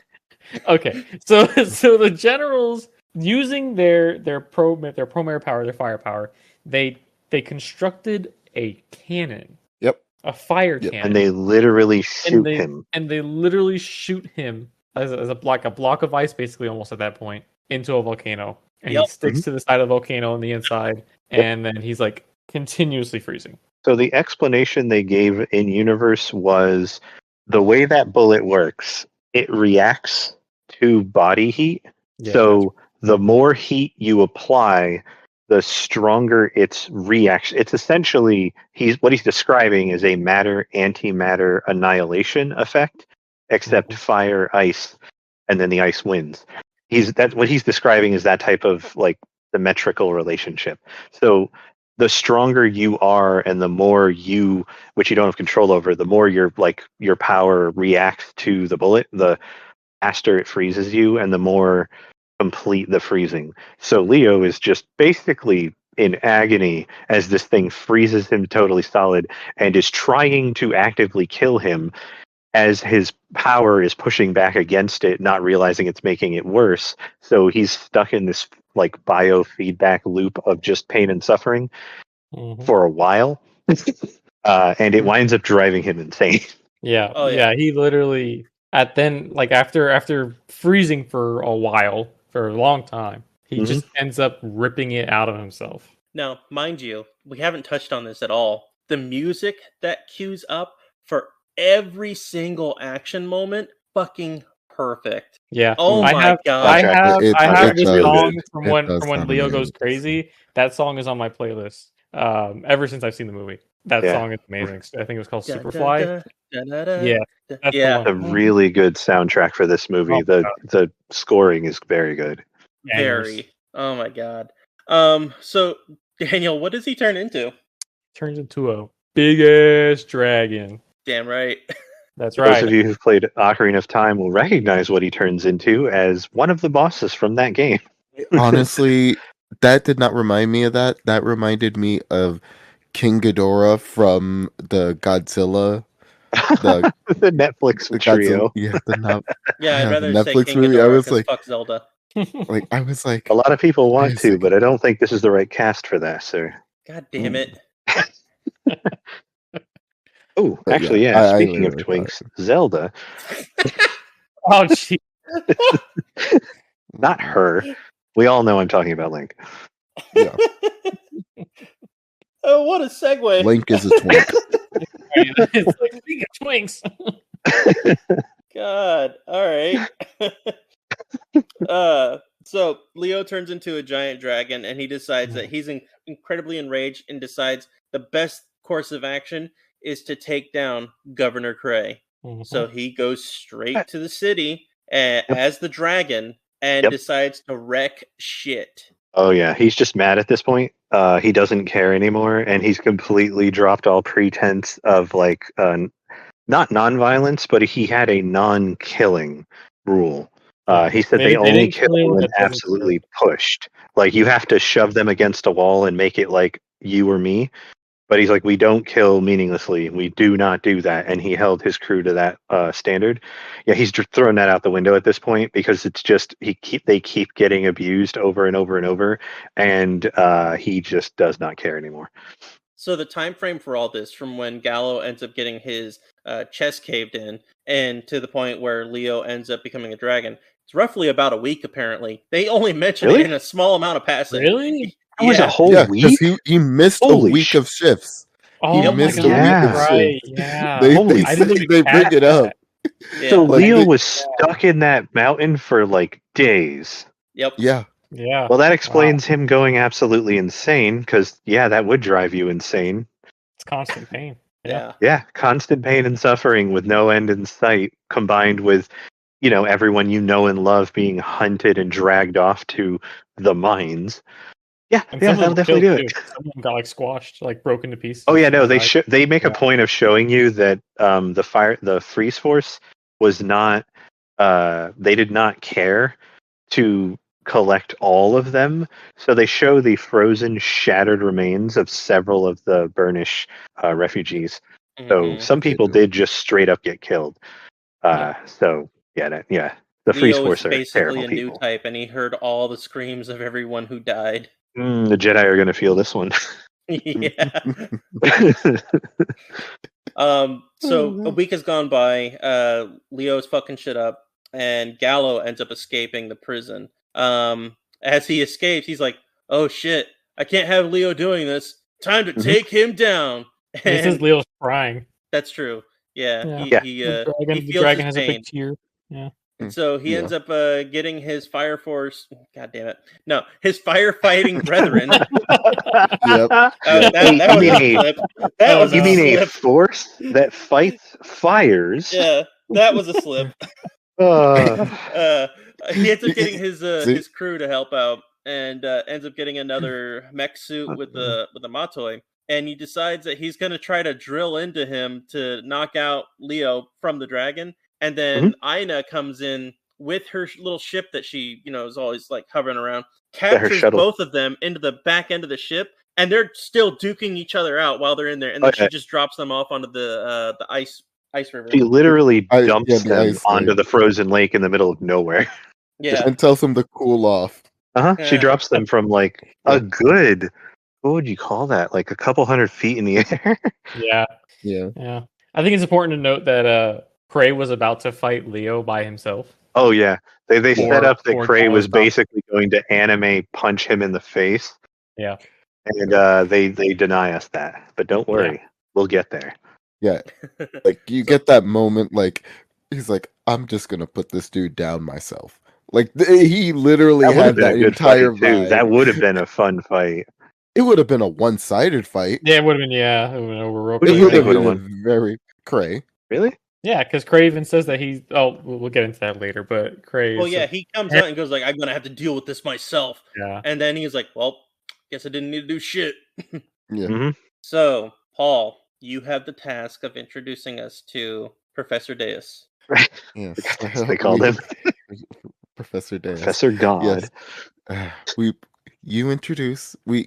We get introduced to Professor Deus, who shows up as this floating beard and head pixelated being that apparently knows just the two main characters' names. While Aina is standing there, he is the most sexist thing there is because he never responds to her, never reacts to her, just to the questions that the two male characters say.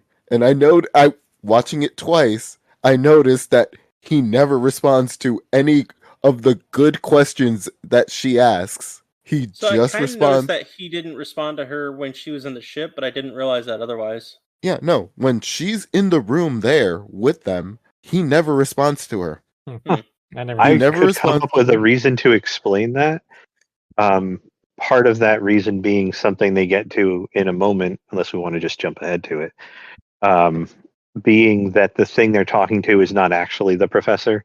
It's a computer with an interface based on his personality.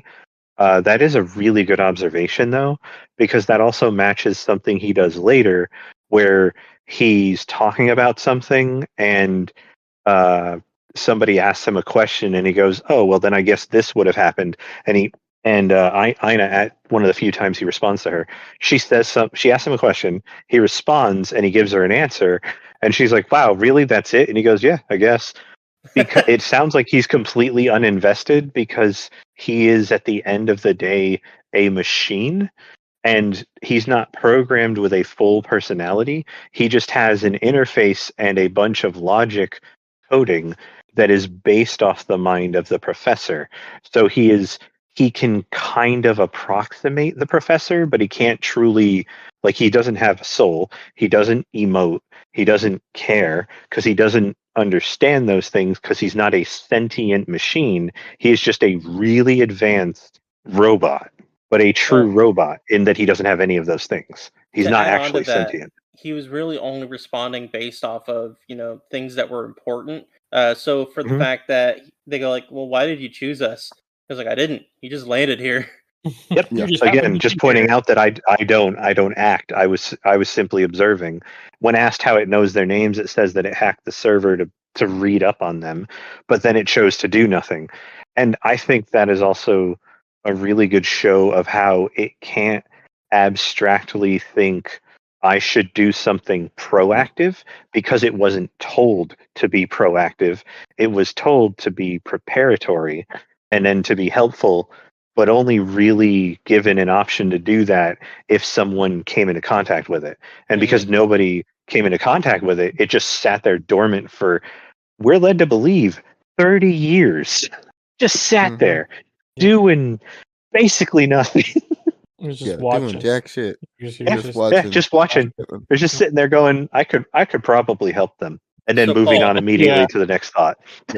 Paul, explain to me what Professor Deus Prometh wants to relay to this trio here. Like, what does he tell them? He tells them that Cray has always been the villain, that Cray killed the real professor when the professor was about to explain what the hell was actually going on and how to fix everything. Future spoilers here, and sorry to interrupt, but at one point, Aina talks to her sister. She's like, "Yeah, we got this all because we got footage from the professor's what was it? We found out that Cray murdered the professor only because the professor told us. Didn't go into any explanation beyond that. She just goes, we know he was killed. He told us so." I just wanted to include that. Yeah. That's a really good moment, yeah. Okay, and then we get to see in 4 different angles the professor gets shot in the head, and throughout the entire chat we keep seeing, like, the computer keeps looping the frame of Crane shooting the professor in the head while, like, it keeps on going from a different angle, getting closer and closer to Cray's head until literally we get the scene of him turning around and we finally seeing Cray opening up his fucking eyes. And then he reveals Deus Machina. No. You need to say it properly. It is Deus Machina. No, you're missing a word. Say it the way that he says it. This is the Deus Ex Machina. There we go. Such a stupid joke. I almost fell out of my chair in the theater when they revealed that joke. It's so on the nose. I had to rewind it for a second. It was such a dumb joke. I love it. God. And the way that he spaces it out, so he was like, Deus Ex Machina! The fact that they did, I was like, you could not be serious. Oh, God. It's so on Anyone the nose. who doesn't get it, on the nose. Part of the charm. Anyone who doesn't get it, it is God. It is a theater term for God is in the machine. It's Greek. Greek, yes. Yep. But it's based oh my off gosh. It's based off of Greek plays and history. There is a modern trope term called a Deus Ex Machina, which is roughly translated as God in the machine, because in the traditional tales that they wrote, they would write tales where the character is boxed into a corner and the gods would literally have to reach down and save the character somehow. And they would literally, like, lower someone or something onto stage that was, like, had to do with the god, and that required machinery. So it was God in the machine, referencing that whole idea. I don't know how much of that is true, because I'm technically describing a how many hundreds of years old concept. So this could be just bullshit at this point, but that's where the term comes from, is that idea. And in modern day, it would be a Deus Ex Machina is when you just basically something pops up out of nowhere and just magically saves the day, that's a Deus Ex Machina. And them, the entire scene with the whole thing is a Deus Ex Machina, because they show up randomly to this frozen lake that happens to contain the one thing they need to save everyone. And the doctor's name is Deus, and he gives them a robot called Deus Ex Machina because his name is Deus and it is a machine. So stupid. I fucking love it, but it's so goddamn dumb. It's so dumb. And It's my that's favorite It's kind of great. dumb. I All love it. only thing I could think of was that scene from the TFS Brawley movie when Vegeta's going, "Oh my god, that's so stupid, but he's Oh so yeah, cool. but he's so Oh. cool. That's so stupid, It's but so- and he's it's so him cool." muttering that back and forth. God, Oh, it's it's so so good. goddamn cool. Yeah, yeah, no, that just sums up their feelings on that character so well. And yeah, it's right up there with that because it is super dumb, but also really funny. Oh, It and the also robots does get a name change. It does, What's but that? that comes later. That comes Because the later. robot He also kinda gets a based- design change. Yeah, Yeah, Gallo doesn't fuck with the design of it. I'm not The gonna desi- lie, I actually that made no don't sense. like. I don't like the final design they give it. Not a fan. The one where everything goes like Gurren Lagann style. Yeah, I don't like that version of the robot because I don't think that they did it right. It's a little better with the final version where it, like, they really lean into the whole Gurren Lagann fighting spirit thing. But that Yeah. first version where it basically just looks like everything except the head is just that burnished general power armor thing that they did, and then the head is just two shades, blue and orange. And I'm like, that doesn't feel actually like a portmanteau of those two characters put together. I don't like that. I do like the final version a little bit more, but I still feel like it doesn't get across those two characters coming together. I don't think that it does. So, Will, just why think don't you we don't explain get what enough happens time with next it. then regarding the Deus Ex Machina and what it does? So they fly off in the I'm gonna save everybody robot. And then Deus literally dies about 10 seconds after they leave because yeah, the entire lab that he's in, all that research, all the potential good it could have for humanity, gone, puff of smoke, completely annihilated because the Earth is cracking apart and dying. We probably should mention, The Promare. Daniel, could you enlighten the audience as to why the Earth is now dying faster, and then I'll go back to talking about the robot. So the Earth is dying faster because of Leo's outrage, and that is because Leo, as well as all the other Burnished, have an alien. It's like an alien species inside of them, and that is what the Promare is. The Promare is basically, it's another dimension. It's another version of Earth that's just a big ball of fire.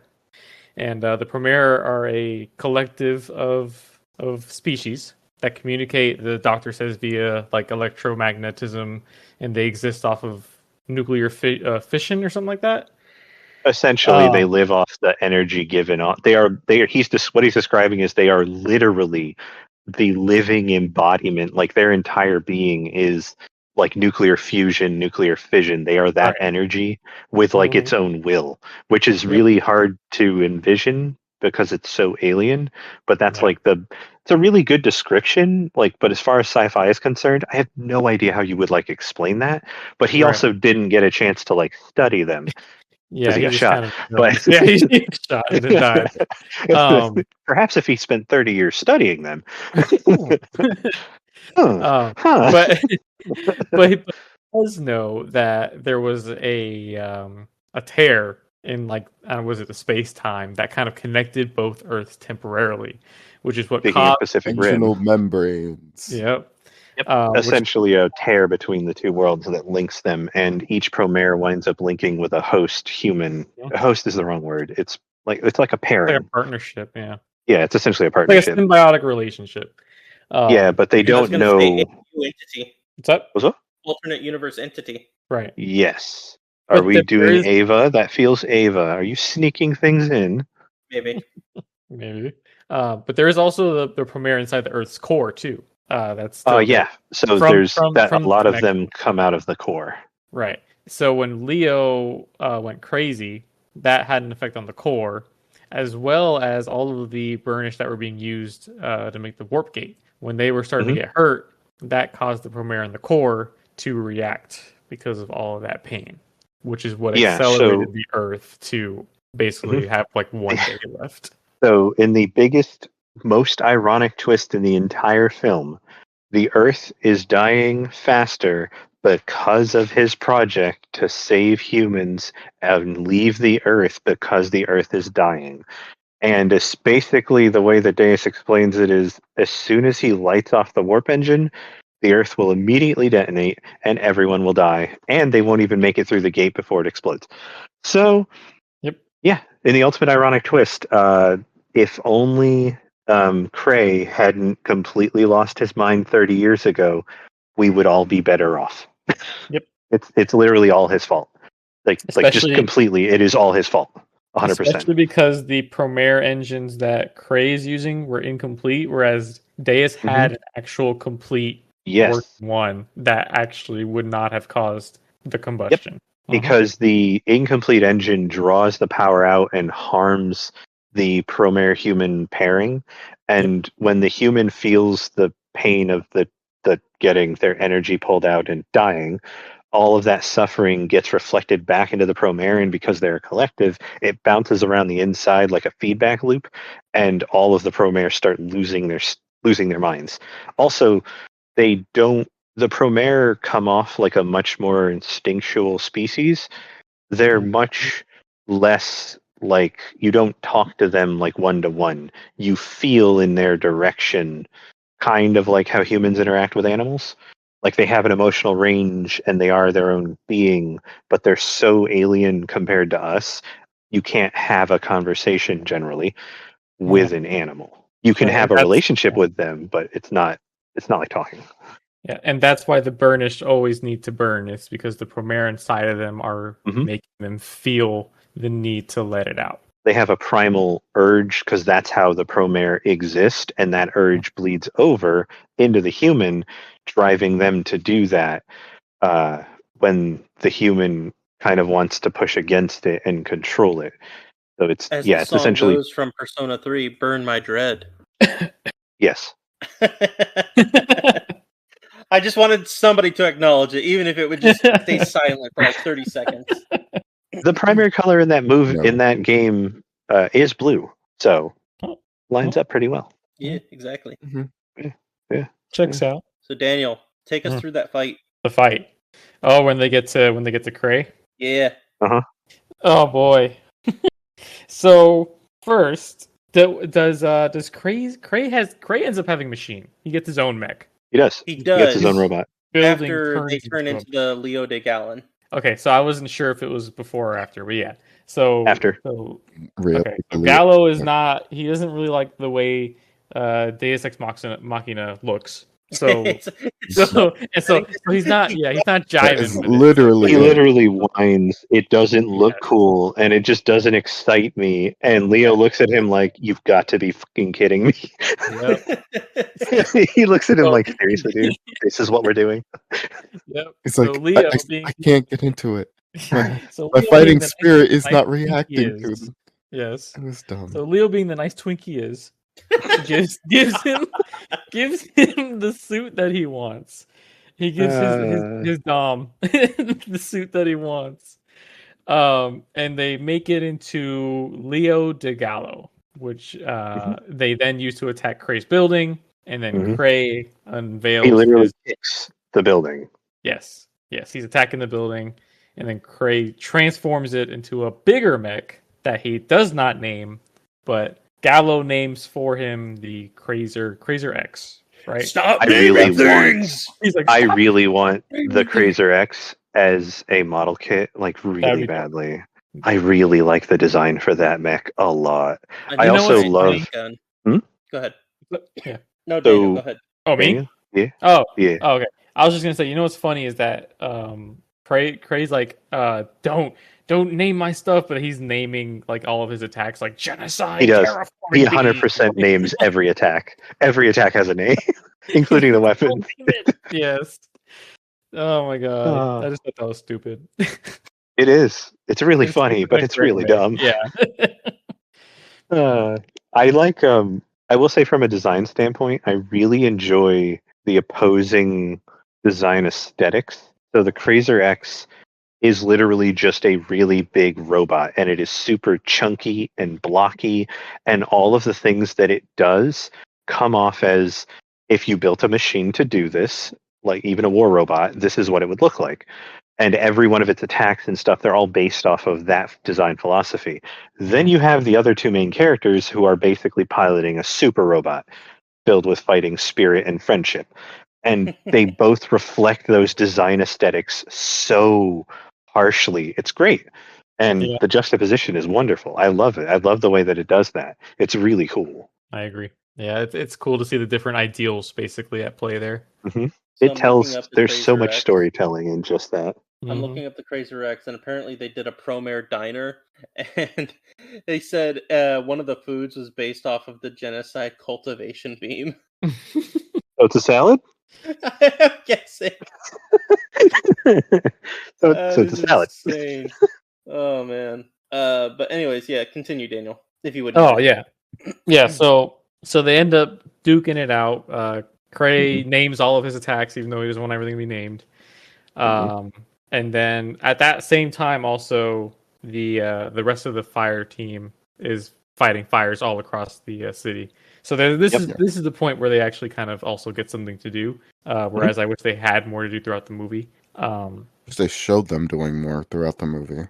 Yeah. Yes, that would have been great. But I'm kind of fuzzy on how exactly the fight progresses, though, because they kind of just trade blows for a while. They do, to the point where trying to remember. I know he ends watched up getting this a morning. new Matoi. He ends up getting a new Matoi, and it gets blown away instantly. Yep. Oh, and Leo's the one who actually makes the Matoi. He goes like, "Really? Yes. You need this fucking thing? Fine, I'll fix it for you." Yep. Very, very tsundere energy. Very, very that. Oh, okay, that's right. So after they Leo and Gallo end up getting defeated by Cray, who Very quickly. he turns out to show them that he has power too. Oh, He is- wait. he is- Now I yeah. remember where we left off.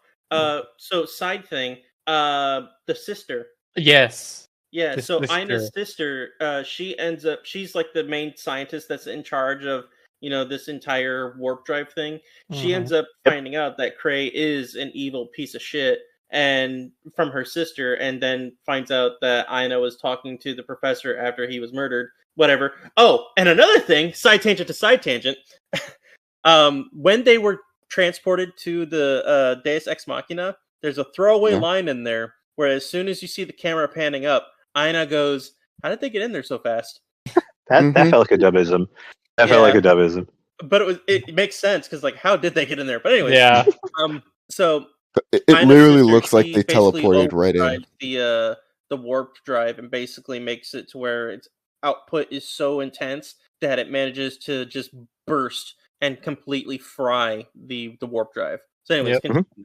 And then from there, so the warp drive is done.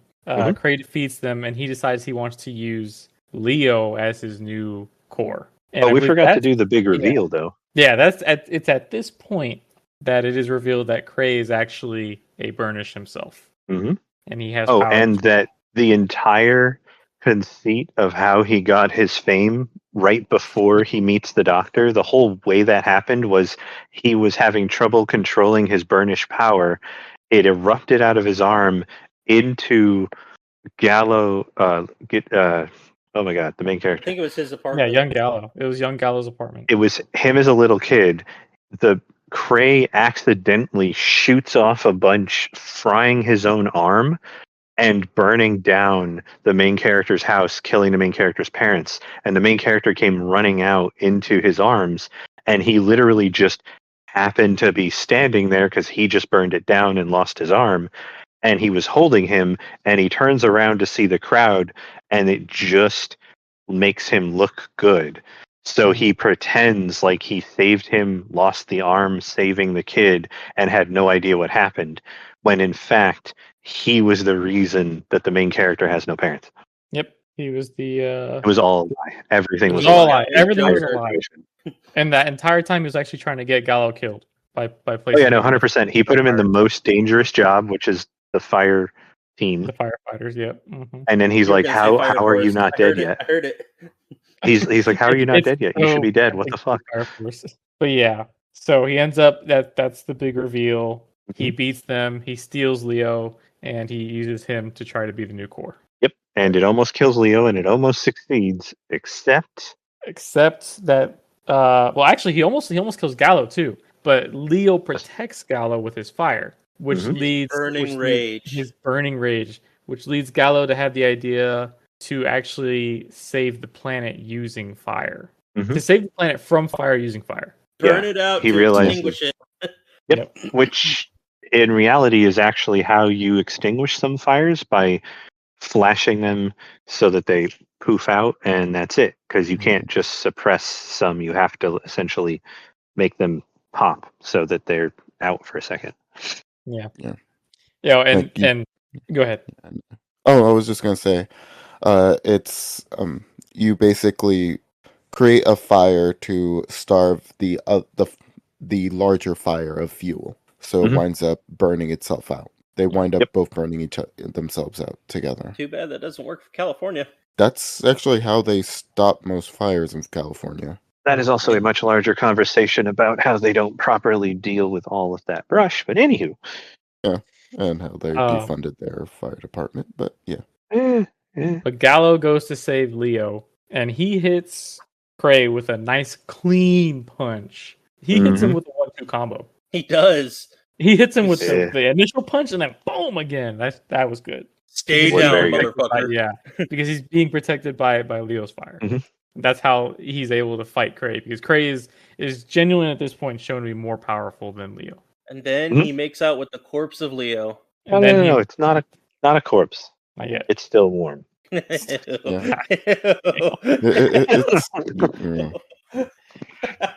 I'll let Sean take it from here to explain the definitely big, Sean's scene. Huge saving moment here. All right. So with Gallo holding on to Leo's fire, he decides that he's going to do something that he initially saw Leo try to do in order to help the girl that ended up disappearing into ash. He's going to give him mouth to mouth in order to try and breathe the fire back into him and hopefully revive him. And at first it doesn't work, and he goes for a really long time doing the mouth to mouth, and you can see the fire starting to spread within him a little bit, kind of like AIDS.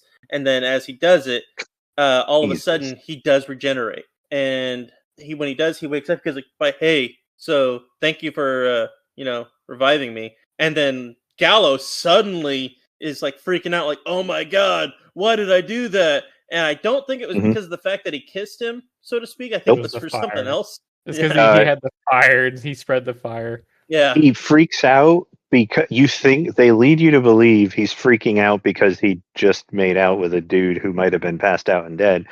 But it's actually because as a firefighter, it offends his soul to start fires.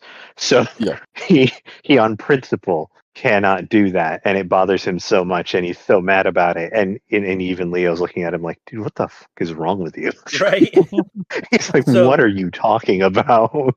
So he revives him, and Leo's like, hey, so I was able to actually sync up with the Burnish, or not the Burnish, the Promare, and I have an idea. We're gonna need to go ahead and burn out the entire Earth. And this is where Paul thinks, oh, it's too much like Gurren Lagann. Fuck you, Paul. They both go inside the warp drive. I would say that it was a bad thing. They both go inside the warp drive, and they decide to call upon the spirit of every single Burnish that's still locked up. Yep. And they're like, hey, give us your power so we can go ahead and do this spirit bomb. But it's not a spirit bomb. No, it basically is. This is this movie's version of a spirit bomb.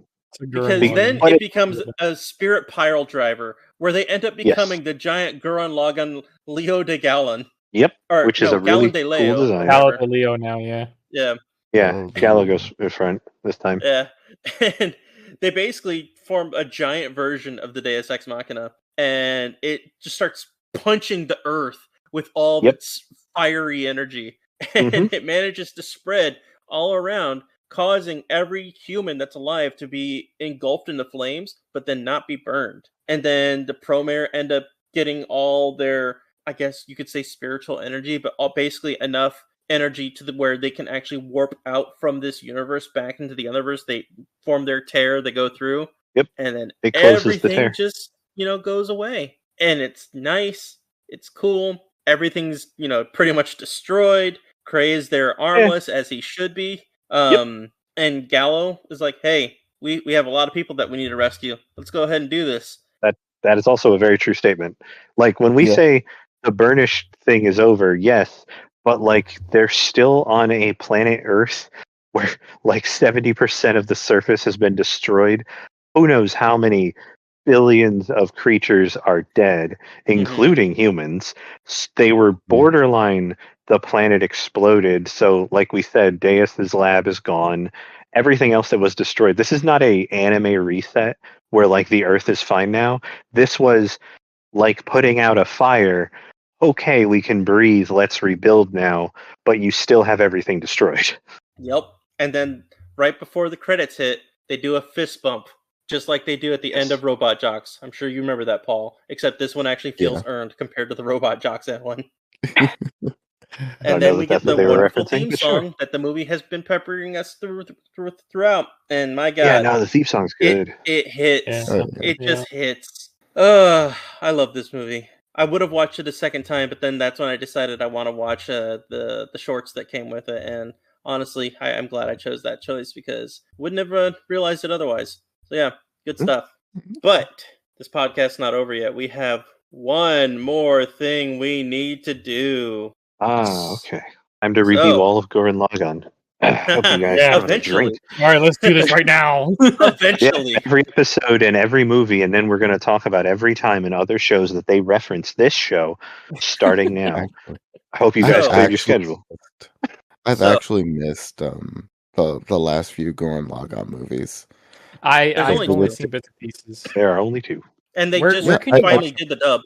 You have to get them through the Blu-ray. You have to buy them. Are you telling me you don't have several $100 lying around? Yeah, because that's how much it costs. Blu-ray collection for the movies themselves. That is so hurtful to my soul. It is. Yeah, you want to know who makes them? Aniplex. That's why. Yep, they don't believe in discounts. I hate my life. Gurren Lagann I'm might gonna be get them worth though. Eventually, because I already own all of Gurren Lagann and Kill la Kill, so might as well. There's got to be some sort of illegal site I can find. I just don't know.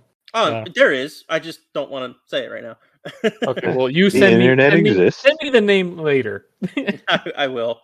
But what we have left after reviewing such movie, we now have our ranking system that we need to go and place this wonderful movie on. So, Daniel, we have multiple tiers. We have S, which is for top tier. A, which is for great but has some missteps. B, good but could be better. C tier, which is it's mid. D, which is awful, but it has some redeeming qualities. And F, just fucking forget about it. Since you are the guest, Daniel, where would you rate this movie? I'm on the hot seat. Well, like I said earlier, hot seat's always my seat, bro. You don't ever have to worry. You kept it warm for me, so thanks a lot. Like I said before, I like this movie. I don't love it. And that's not a bad thing. I really, really like this movie. I would say A. Ooh, A is good with me. Wow. Because for me, where you would put it. Because for me, Gurren Lagann is like S. And this movie takes a lot of elements from it, but it does some things I didn't like, especially with those side characters. That is like the biggest misstep for me in this movie, was the fact that they introduced this fire team and that they are a team, but for the majority of the movie, they don't do anything as a team. So interesting. It's got to be A. So before Paul, Will, where would you rate it? I would genuinely put it under S because it gives me a lot of personal fulfillment and joy. It is a very fun movie for me to watch. I hadn't watched it in a long time until we rewatched it here, but it is a really good movie. I really like a lot of it. I also will talk about it. Well, I guess now is not a bad time to bring it up since we're ranking it. One of the interesting things that it brought up, because I've been doing a lot of listening to science fiction analysis lately. One of the things that this movie brings up in relation to Cray that I really liked was the idea of one person on top keeping the majority in the dark while creating a bunch of systems and technology that feed into a plan benefiting a very, very small number of people on top. So the big steps are first, discriminate and dehumanize the group they want to use in experiments, which turns the rest of the population into informants and makes the majority of them avoid uncomfortable questions, even like, oh, well, where do they go? What happens to them? Even like, literal children and the elderly get disappeared, but we're okay with it because, well, they're not people and they're dangerous. And then two, everything that they built was non-lethal. All of the firefighting equipment is meant to subdue, not to destroy, because they need them for the experiments. So that was a fun little nod. And they need high quality catchers, so it subdues them without harming them too much because they need them intact. And then third is really, really, really terrible tactics that are used wind up allowing people like Vulcan to truly rise to the top internally. Oh shit, we didn't even talk about Vulcan at the end. Which leads to a greater willingness for violence to be used against those vulnerable populations because you've created this system of like borderline hatred, and then you weaponize that, and because that's what you're building, someone like Vulcan, who is essentially amoral, will rise to the top of that organization internally because he's amoral but also violent and enjoys it, so he's sadistic. So you create all of these systems and they naturally drag this out of your population, and it becomes a machine of its own to feed your ecosystem of basically evil, and it completes the intentions of the ones on top without actually having to do a whole lot of anything. Yeah, I like the way that they worked that in for Cray, and I like the way that they put that in there. So yeah, I would put the movie in S tier. I applaud that. Paul? I will say it is A tier. Mm. I would go lower, but honestly, I actually really enjoyed it, and I watched it twice after never seeing it before. Oh. And it does fill me with some great homages to older things that I've enjoyed, and it doesn't shit the bed on them.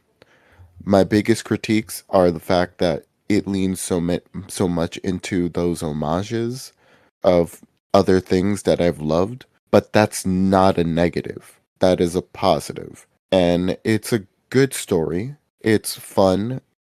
The character designs are great.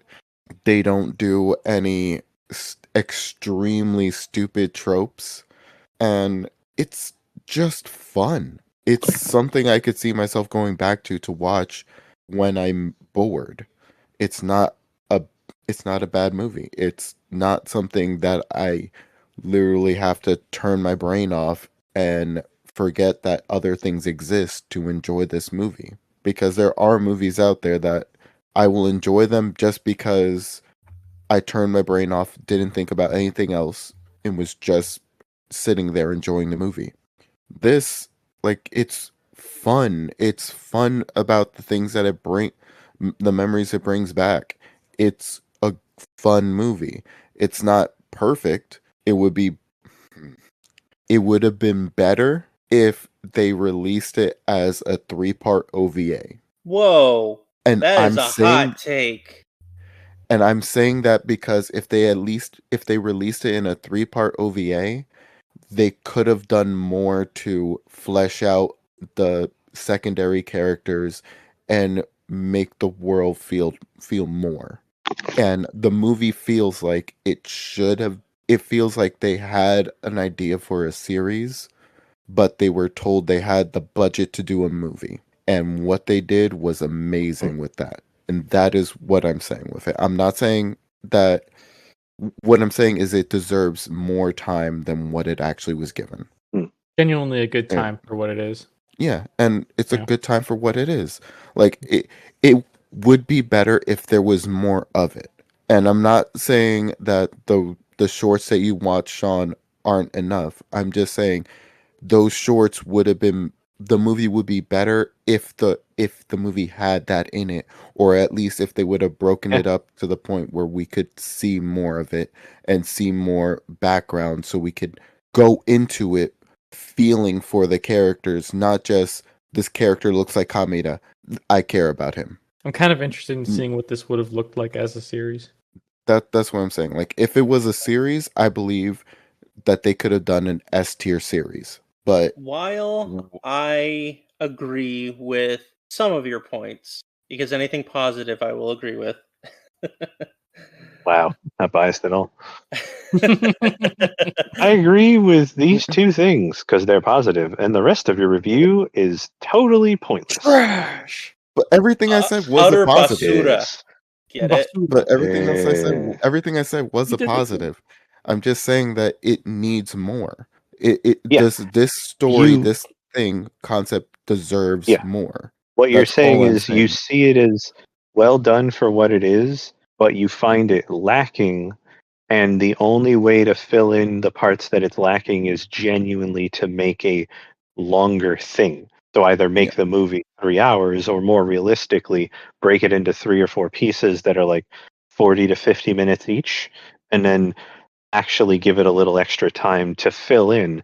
And it sounds like those shorts do a heavy job. I mean, that's 20 minutes of extra content filling in Yeah.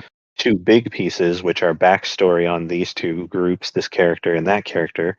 And then beyond that, you would have liked to see another 20 to 30 minutes where they actually give the other characters something, even if it's just an extension of their firefighting at the end, to really let us like see them, because now they're separate from the main character, so he's not, you don't have to have him taking all of the energy of the scene. You can actually Right. show them being competent, playing off of each other. Like you get a little more time with them. Mhm. Yeah, or at least So, show why the main character feels like, because he doesn't feel like it's an honor to be a firefighter because of Craig Forsyth. No, it feels more like he's honored to be a firefighter because of the people he is with. And Yes, he the sees movie Prey as doesn't. really, really big in the inspiration, but he genuinely like has a deep admiration for the other people he's around. Yeah. And the movie doesn't give you that. Like each character, each of the other firefighters feels cool. And it's literally like, oh, they feel freaking awesome. I don't have enough time with those characters. Like it needs more. That's the problem. Like that is my only negative, is that I don't have more time getting to know the main cast. so here's where I'm That going is to it. counter. The Gurren Lagann movies, which are 2.5 hours long, both movies. Oh my god. Yeah. That's 26 episodes that they're adapting, so I get it. Yeah. But not only that, those are just because of the fact that they are 2.5 hours. Even if they were to cut out, as much as they did, it's still pretty lengthy. And if they were to add more, I don't necessarily think I would. Like, I would still probably enjoy it, but because of the length of it, as much as I love the Gurren Lagann movies, they are long as fuck, and it's a little bit of a hard sit because it's got some pacing issues that it's trying to get through based off of all the stuff that it's trying to adapt. Mhm. I don't know if doing longer stuff would make me appreciate the movie. I think it's a perfect length as is. I think with what we've got, it is a genuinely perfect movie. Granted, you can say that there are some things that could be worked on completely fine, but I don't necessarily call those missteps. I think that these are absolutely exactly what they were trying to get across. Everybody, even though if they could have deserved a little bit more time, they got the amount of time that was needed. Honestly, I think everything about this movie is supreme. It's a really, really good fit. If we were to get more, cool. I would want it to be as an extended or split into a series. I don't want it actually changing the way that this movie already feels. I like this movie the way it is, and honestly, I could not be happier with it. Like when I first watched this movie with Will in the theaters. We were beaming the entire time. We legit both almost fell off the floor multiple times because of just how amazingly stupid some of this stuff could be. Mm-hmm. I'm So- not saying it's bad. I'm just saying I'm not saying that you were saying that. I'm just I telling want you more why of I'm it. saying that this is going to be S tier for me. Okay. How long was this movie, by the way? I think it's Hour and 50 under minutes. yeah, an hour and a half. I think. An hour and a half? No, it's not 90 minutes. That's too short. When I looked on when I was looking at it on HBO Max, it showed it was like an hour and 50 minutes. Hour and Hour, 51. yeah. So it's under 2 hours. Yeah. I Just think- under. I don't think that. I think that you're on something there, Sean, with it not needing a lot more time. Like, I don't think that this would be a good 12 episode anime series. Oh no. But I no, think, no. like a 6 episode anime series. I don't 6 think would it's be all right. because that would be like a little over 2 hours. If Yeah. each episode was like 22 minutes. So I think like a 2-hour version of this movie would be good. I'd be down with that. Yeah. Yeah, it gives everyone more time to kind of flesh out different characters, give more story that I don't think was necessarily lacking, but could have used more telling. More backstory, more Yeah, More, yeah, a little bit more. Yeah, raw but strokes. I do think, yeah. I mean, for the time that they had in this, with what they fit into this movie, I think it was a good time. Absolutely. So we are at an impasse. We have 2 S's and 2 A's. So that what drops can it I to do a B. to convince one of you to either go higher or go lower? Give me money. I will Venmo you $1. Got a $5 right here with your name on it. No. Don't sell yourself too much, Will. This is a podcast that makes no money. It's true. This only costs us. So Yeah. seriously, True. what would it take to convince one of you to either go higher or like Mhm. what aspect of the movie could I harp on that would make you look at it in a slightly better light? I mean, it's not that the movie's bad. Like, Yeah, I that's- genuinely have nothing like negative, like I'm not harboring anything negative against the movie. I just don't think that it's like perfection, and that's what S for me is, like perfect. And I think this movie's just really good, but I don't see it as perfect. Maybe I just have my standards are just a little, different. I don't know. It's possible. I just want to change your standards. That's all. Yeah. Obviously. See, that's the thing. I'm with Daniel there. Like, it's one of those things where it's not that we're saying it's a bad movie or there's anything wrong with it. It's just more of it for it to be at that S tier. Like, I'm not saying that. Oh no, You're a glutton no. for punishment, is what you are. No, I actually like. I care about when there's more backstory, when things are really. When I like something, I like to know more about it. I like to go more in depth with it. This is something I liked, and I would like to be more in depth with it. My only issue with saying it's S is because if I'm gonna say it's S, it'll be very bottom S. It'll be the last S on the All right. in the I tier. think I know how to break this. Mm-hmm. So we have 2 obvious tiers that we are fighting for on this one, right? Mhm. So let me go ahead and read off the S tiers, and then I'll read off the A tier. S tier, at number 1, we have Beast Wars. Number 2, we have Pacific Rim. Number 3, First one. we have Alita Battle Angel. There was only one Pacific Rim. Ooh, I had him on that podcast. Number 4, we have Transformers 1, the Peter Weller cut. Mm. Then we have A tier. A tier, we have number 5, Bumblebee. And number 6, Mobile Suit Gundam G-Quux. Now I really want to watch G-Cux again. That was a good one. Yeah. We could have had you on here, and you could have brought it up to the S tier ranking, but no, you I don't know if think I'd that is call it S tier. S tier. Yeah. Actually, you know I do. what? I Good. think You the know what, farther I John? get from it, the lower it goes. I feel like it should be B now. Actually, wow, many I was writing actually problems going in the that other show. way. I was actually going the other way. I Really? was gonna tell Sean I could see bumping it up to S. G-Quax? G-Quux? Yeah. I don't know, man. I know what I'm gonna.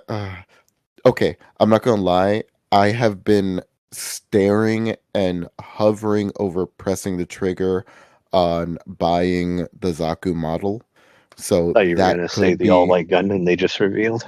Yeah. Uh, I'm hovering on buying that Zaku. You know how much I like the Zaku 2 design. I That thing love the is Zaku 2 thick. design. God, It those are looks thick, Chun-Li but thighs. Those are it's so. Chun-Li thighs. I love it, Oh, but those are I Chun-Li love it. Zaku. And I Yeah. really need someone to paint that thing like Chun-Li. I need Like that so I bad. love that. I love that Zaku, but And give it like little bows on its uh, head. That'd be adorable. it the series itself, like months back, I'm just thinking about it. Like my biggest issue was the fact that we were going episode to episode, and the last like 4 or 5 episodes were just too fucking fast. Yeah. Like, but I'm just Yeah, no, thinking like, it needed another like yeah, 12 episodes to have proper pacing, but that also yeah, is one of but those things you need to adjust for that as a writer. And they yeah. did not. But the It also suit makes no design sense. was But the suit design for that series was S tier at its peak. Like I loved every mech. There was only I like remember you minor bitching issues. about the designs of every mech. I so only bitched I about don't think the G Clucks. The G Clucks I look don't like think the shit. G Clux and the G Fred look very good. I like parts of G their design, but they don't have enough holding themselves together like stylistically. They look like you threw a bunch of stuff at a wall and then there you go. I like the altered versions of pretty much everything else. Yeah, I they absolutely looked love amazing. the Psycho Gundam Mark II. That thing is fucking amazing. Guys, So good. I'm not gonna as lie. much as I want to continue talking about G-Clux, we need to find a way to finalize this ranking for this movie. You said Pacific Well, Rim is in S tier? No, the first Yeah, Pacific one. Rim 1 is S tier. Yeah, Pacific Pacific Rim Rim 1. Uprising is B tier. Yeah, no, Yeah, that's even lower. I just can't. I don't know if I can place this movie with Pacific Rim 1. And you said Transformers 1 one. was in S Yes. tier? Transformers 1, the animated movie. The animated movie. The one Yeah, that I came don't out know. If last Peter year. Weller voiced Optimus Prime. No, he didn't. No, we didn't. I said That was if Thor. if Peter Weller voiced yeah. Optimus Prime. Oh, yeah. said I put down the Peter Weller cut. Yeah. If I'm glad you Peter didn't Weller explain that voiced, inside joke to the guest of our podcast who Yeah, I wasn't don't there need and has to. no idea what I you're want to talking make it about. confusing That's as fuck. fantastic. For the point, Yeah. He just confuses me completely too. lost and has no idea what you're talking about. I love that you did that. That's very good, Sean. I mean, I'm writing down this movie as not Gurren Lagann. God damn it. Oh my god. Oh, Jesus. I don't want to budge, but But, I would be willing to say it's S tier for the sake of ending this because I don't think you guys are going down to A. I could potentially say S for the soundtrack alone. Ooh, there it is. There's the Achilles. But it would have to be like low S, like bottom S. Oh yeah, no, we could do that. Like, there's a couple S tiers I disagree with. Yeah, like So- for me, this movie, realistically, if there could be a happy middle ground, it'd be A plus. But if it's gotta go, then bottom S. Yes, the reason why I set this up is because I try to make sure that it's infuriating for other people to take a look at and be like, "Why did you rate it this way?" Oh, And I I'll mean, give if you we're the gonna full do rating once that, we're done here. So you're gonna bump it up strictly because of the soundtrack? I mean the soundtrack is just chef's kiss. Well, like give him the full list of S movies so he can kind of get an idea of where it would be in there again So, before, one because he more could time, also put it at the S-tiers. top of A. S tier, we have Beast Wars number 1, Pacific Rim number 2, Alita Bagum number 3, Transformers 1, the Peter Weller cut number 4. Where would we place if not Gurren Lagann? did someone say something about top of A? Bumblebee is number 5, which is the top of A. I mean, yeah, it'd either be top of A or bottom S. Just hearing that. Okay. Okay. Paul. Okay. I will officially move mine to S. It's already in S.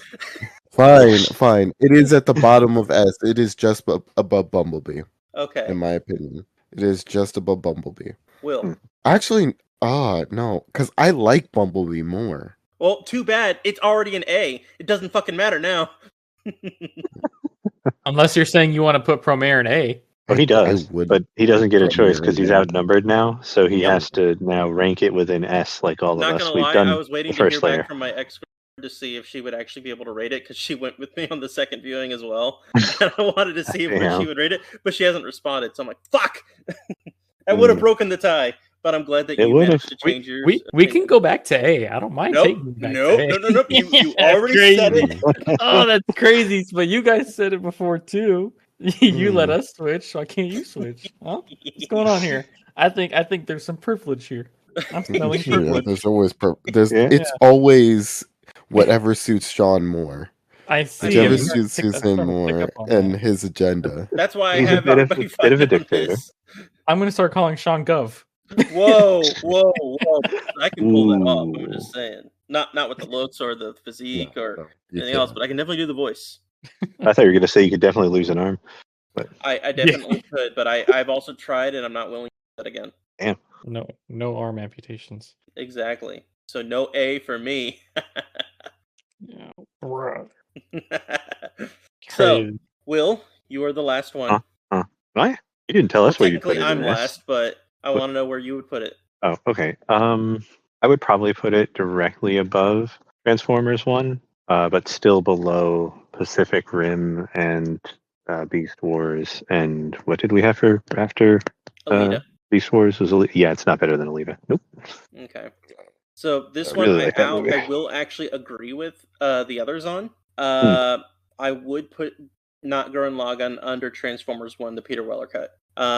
It's still S tier. It's the bottom of the S tier, but S tier is S tier for a reason. Yeah. So. That's fair.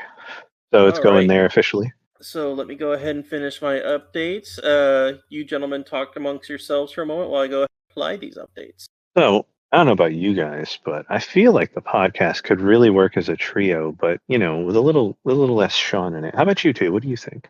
Yeah, I think Sean's kind of holding too much power. Yeah, it feels like we need to even this out a little bit. Power. He's got a little too much power. Yeah. Like I feel like he's going to it's fucking grown. A bit of a dictator. Look, he's resorting to insults because we're pointing out his power. Hey. I'm not saying that I'm fascist, but I'm not saying that you're not. But I'm not saying I'm not. So he's not. He's just very pro Sean. Yeah, it's very true. Yeah, I feel like he's just one moment away from releasing red Make Big Mecha Great Again hats. Yo. I don't think I would ever go that far. None of this is making because it also costs money, and I don't have that kind of money. This part's definitely getting bleeped or cut. No, not at all. I'm leaving that in there. So with the rankings and tiers, what we finally have, including this movie, S tier, Beast Wars, Pacific Rim, Alita Bagum, Transformers 1, the Peter Weller cut, and Not Gurren Lagann. For A tier, 6 through 8, we have Bumblebee, Mobile Suit Gundam G-Quux, and actually it was just 6 and 7. I keep on forgetting that 8 looks like B. Anyways, B tier, which is numbers 8 through 12, we have Transformers, the original Bay movie. I'm sorry, Transformers, the animated movie. Yep. See, I fucked that up just by fucking it up on the writing. maybe you need to start writing the actual name of the films instead of your little side notes. I prefer to keep fucking up every time. It makes it funnier for me and everyone else probably. We have Pacific Rim Uprising, Transformers Rise of the Petus, Beast Machines, and Transformers Dark of the Dempsey. For C tier, we have 13 and 14. We have 13 and 14, which is Transformers 2007, which is the first Bay movie, and Metabots Season 1. Then we have D tier, which has 15 through 17, Metabots Season 2, Transformers Age of Consent, and Transformers Revenge of the Fallen. And then, lastly, for F tier, for 18 and 19, Transformers The Last Night, and Metabots Season 3. Hell of a lot of stuff that we've gone over in just 2 seasons. Yeah, can't wait till we do our 100th episode where we officially reevaluate and completely change that list. Yeah, that ain't happening.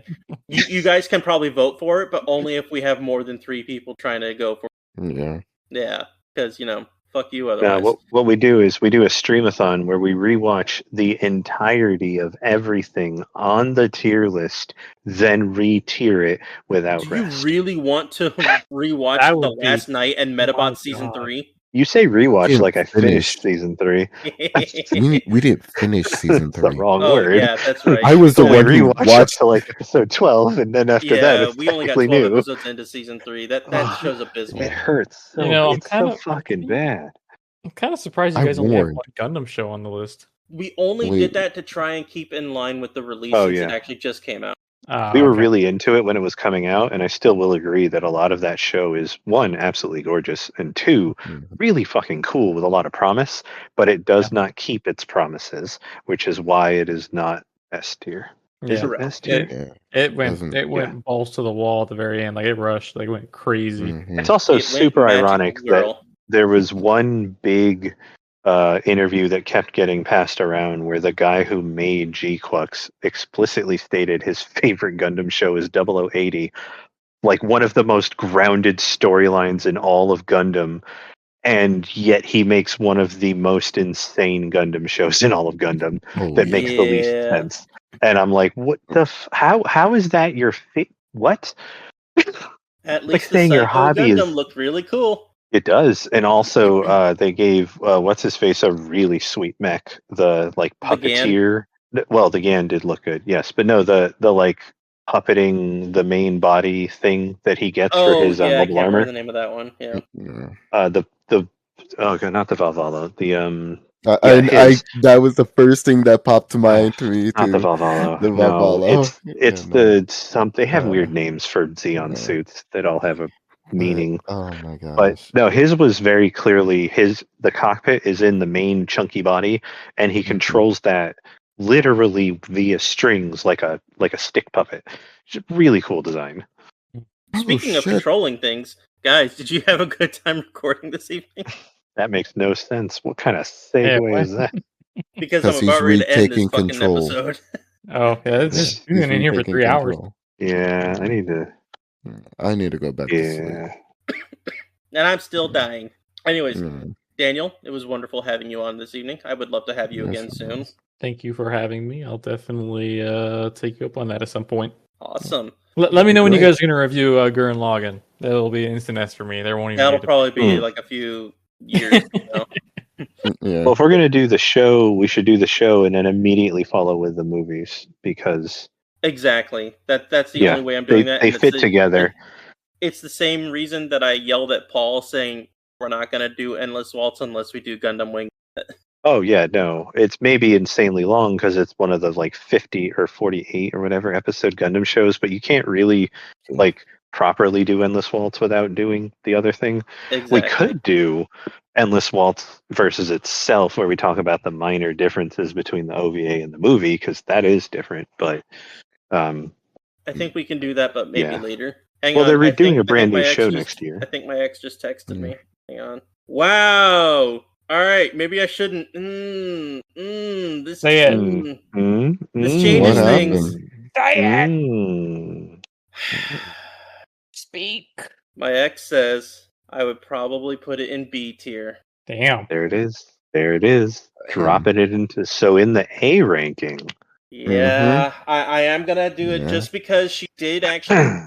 They actually I am gonna have replied. to change things. God fucking mother. We did So- it. We defeated him, guys. Yeah. We've Shut finally up. taken down the final boss. king has fallen. Is this what they call a Pyrrhic victory? This feels like a Pyrrhic victory. So, if we're going to be moving it back to A tier once again is Bumblebee and Mobile Suit Gundam G-Quux. After Where would you Bumblebee. place not Gurren Lagann? After Right in Bumblebee. between. Nestled. After I'm not how? gonna lie. Above I or never below? saw Bumblebee, but I would put it over Bumblebee G-Quux. is good. You, the person that I would speak to about Transformers movies, have still not seen Bumblebee. Bumblebee is definitely worth watching. I've Definitely heard great worth things watching. about it. I just haven't made time. Where can you even watch it? What is it? Paramount Plus. You can watch it on Paramount or Or- maybe Amazon. Fandango at just home? Paramount Plus. Well, that's mine. I'd have to look because I don't have a lot of streaming services. Or you could acquire it. Just saying. Acquire. I don't know where Oh, to no, you acquire should these definitely things. buy it. It's definitely worth owning. It's a great movie. It absolutely is. Daniel, Like maybe out one of all these days, the you and I live can, like, action, hang it's out very and worth it. watch it. Fair enough. I would Alright. put the I Not can't find Gurren those Lagann yet. below that, but above the other one, G-Quux. Got it. So Yeah. I placed Not Gurren Lagann between Bumblebee and G-Quux. Not Gurren Lagann is number 6 in the A tier. That's fair. That's All very right. fair. Very I'm good. gonna write my ex a very scathing letter, and Tell her yeah, thank you. I don't know. She's Wrongly worded. Tell her to have a very nice day. Yes. No. I'll Give tag her. her Tell her to have a I'll pleasant tag her in evening. this when I put it out. Tell her to listen for 3 hours for the 2 seconds she's in for at the the end. 2-second shout out.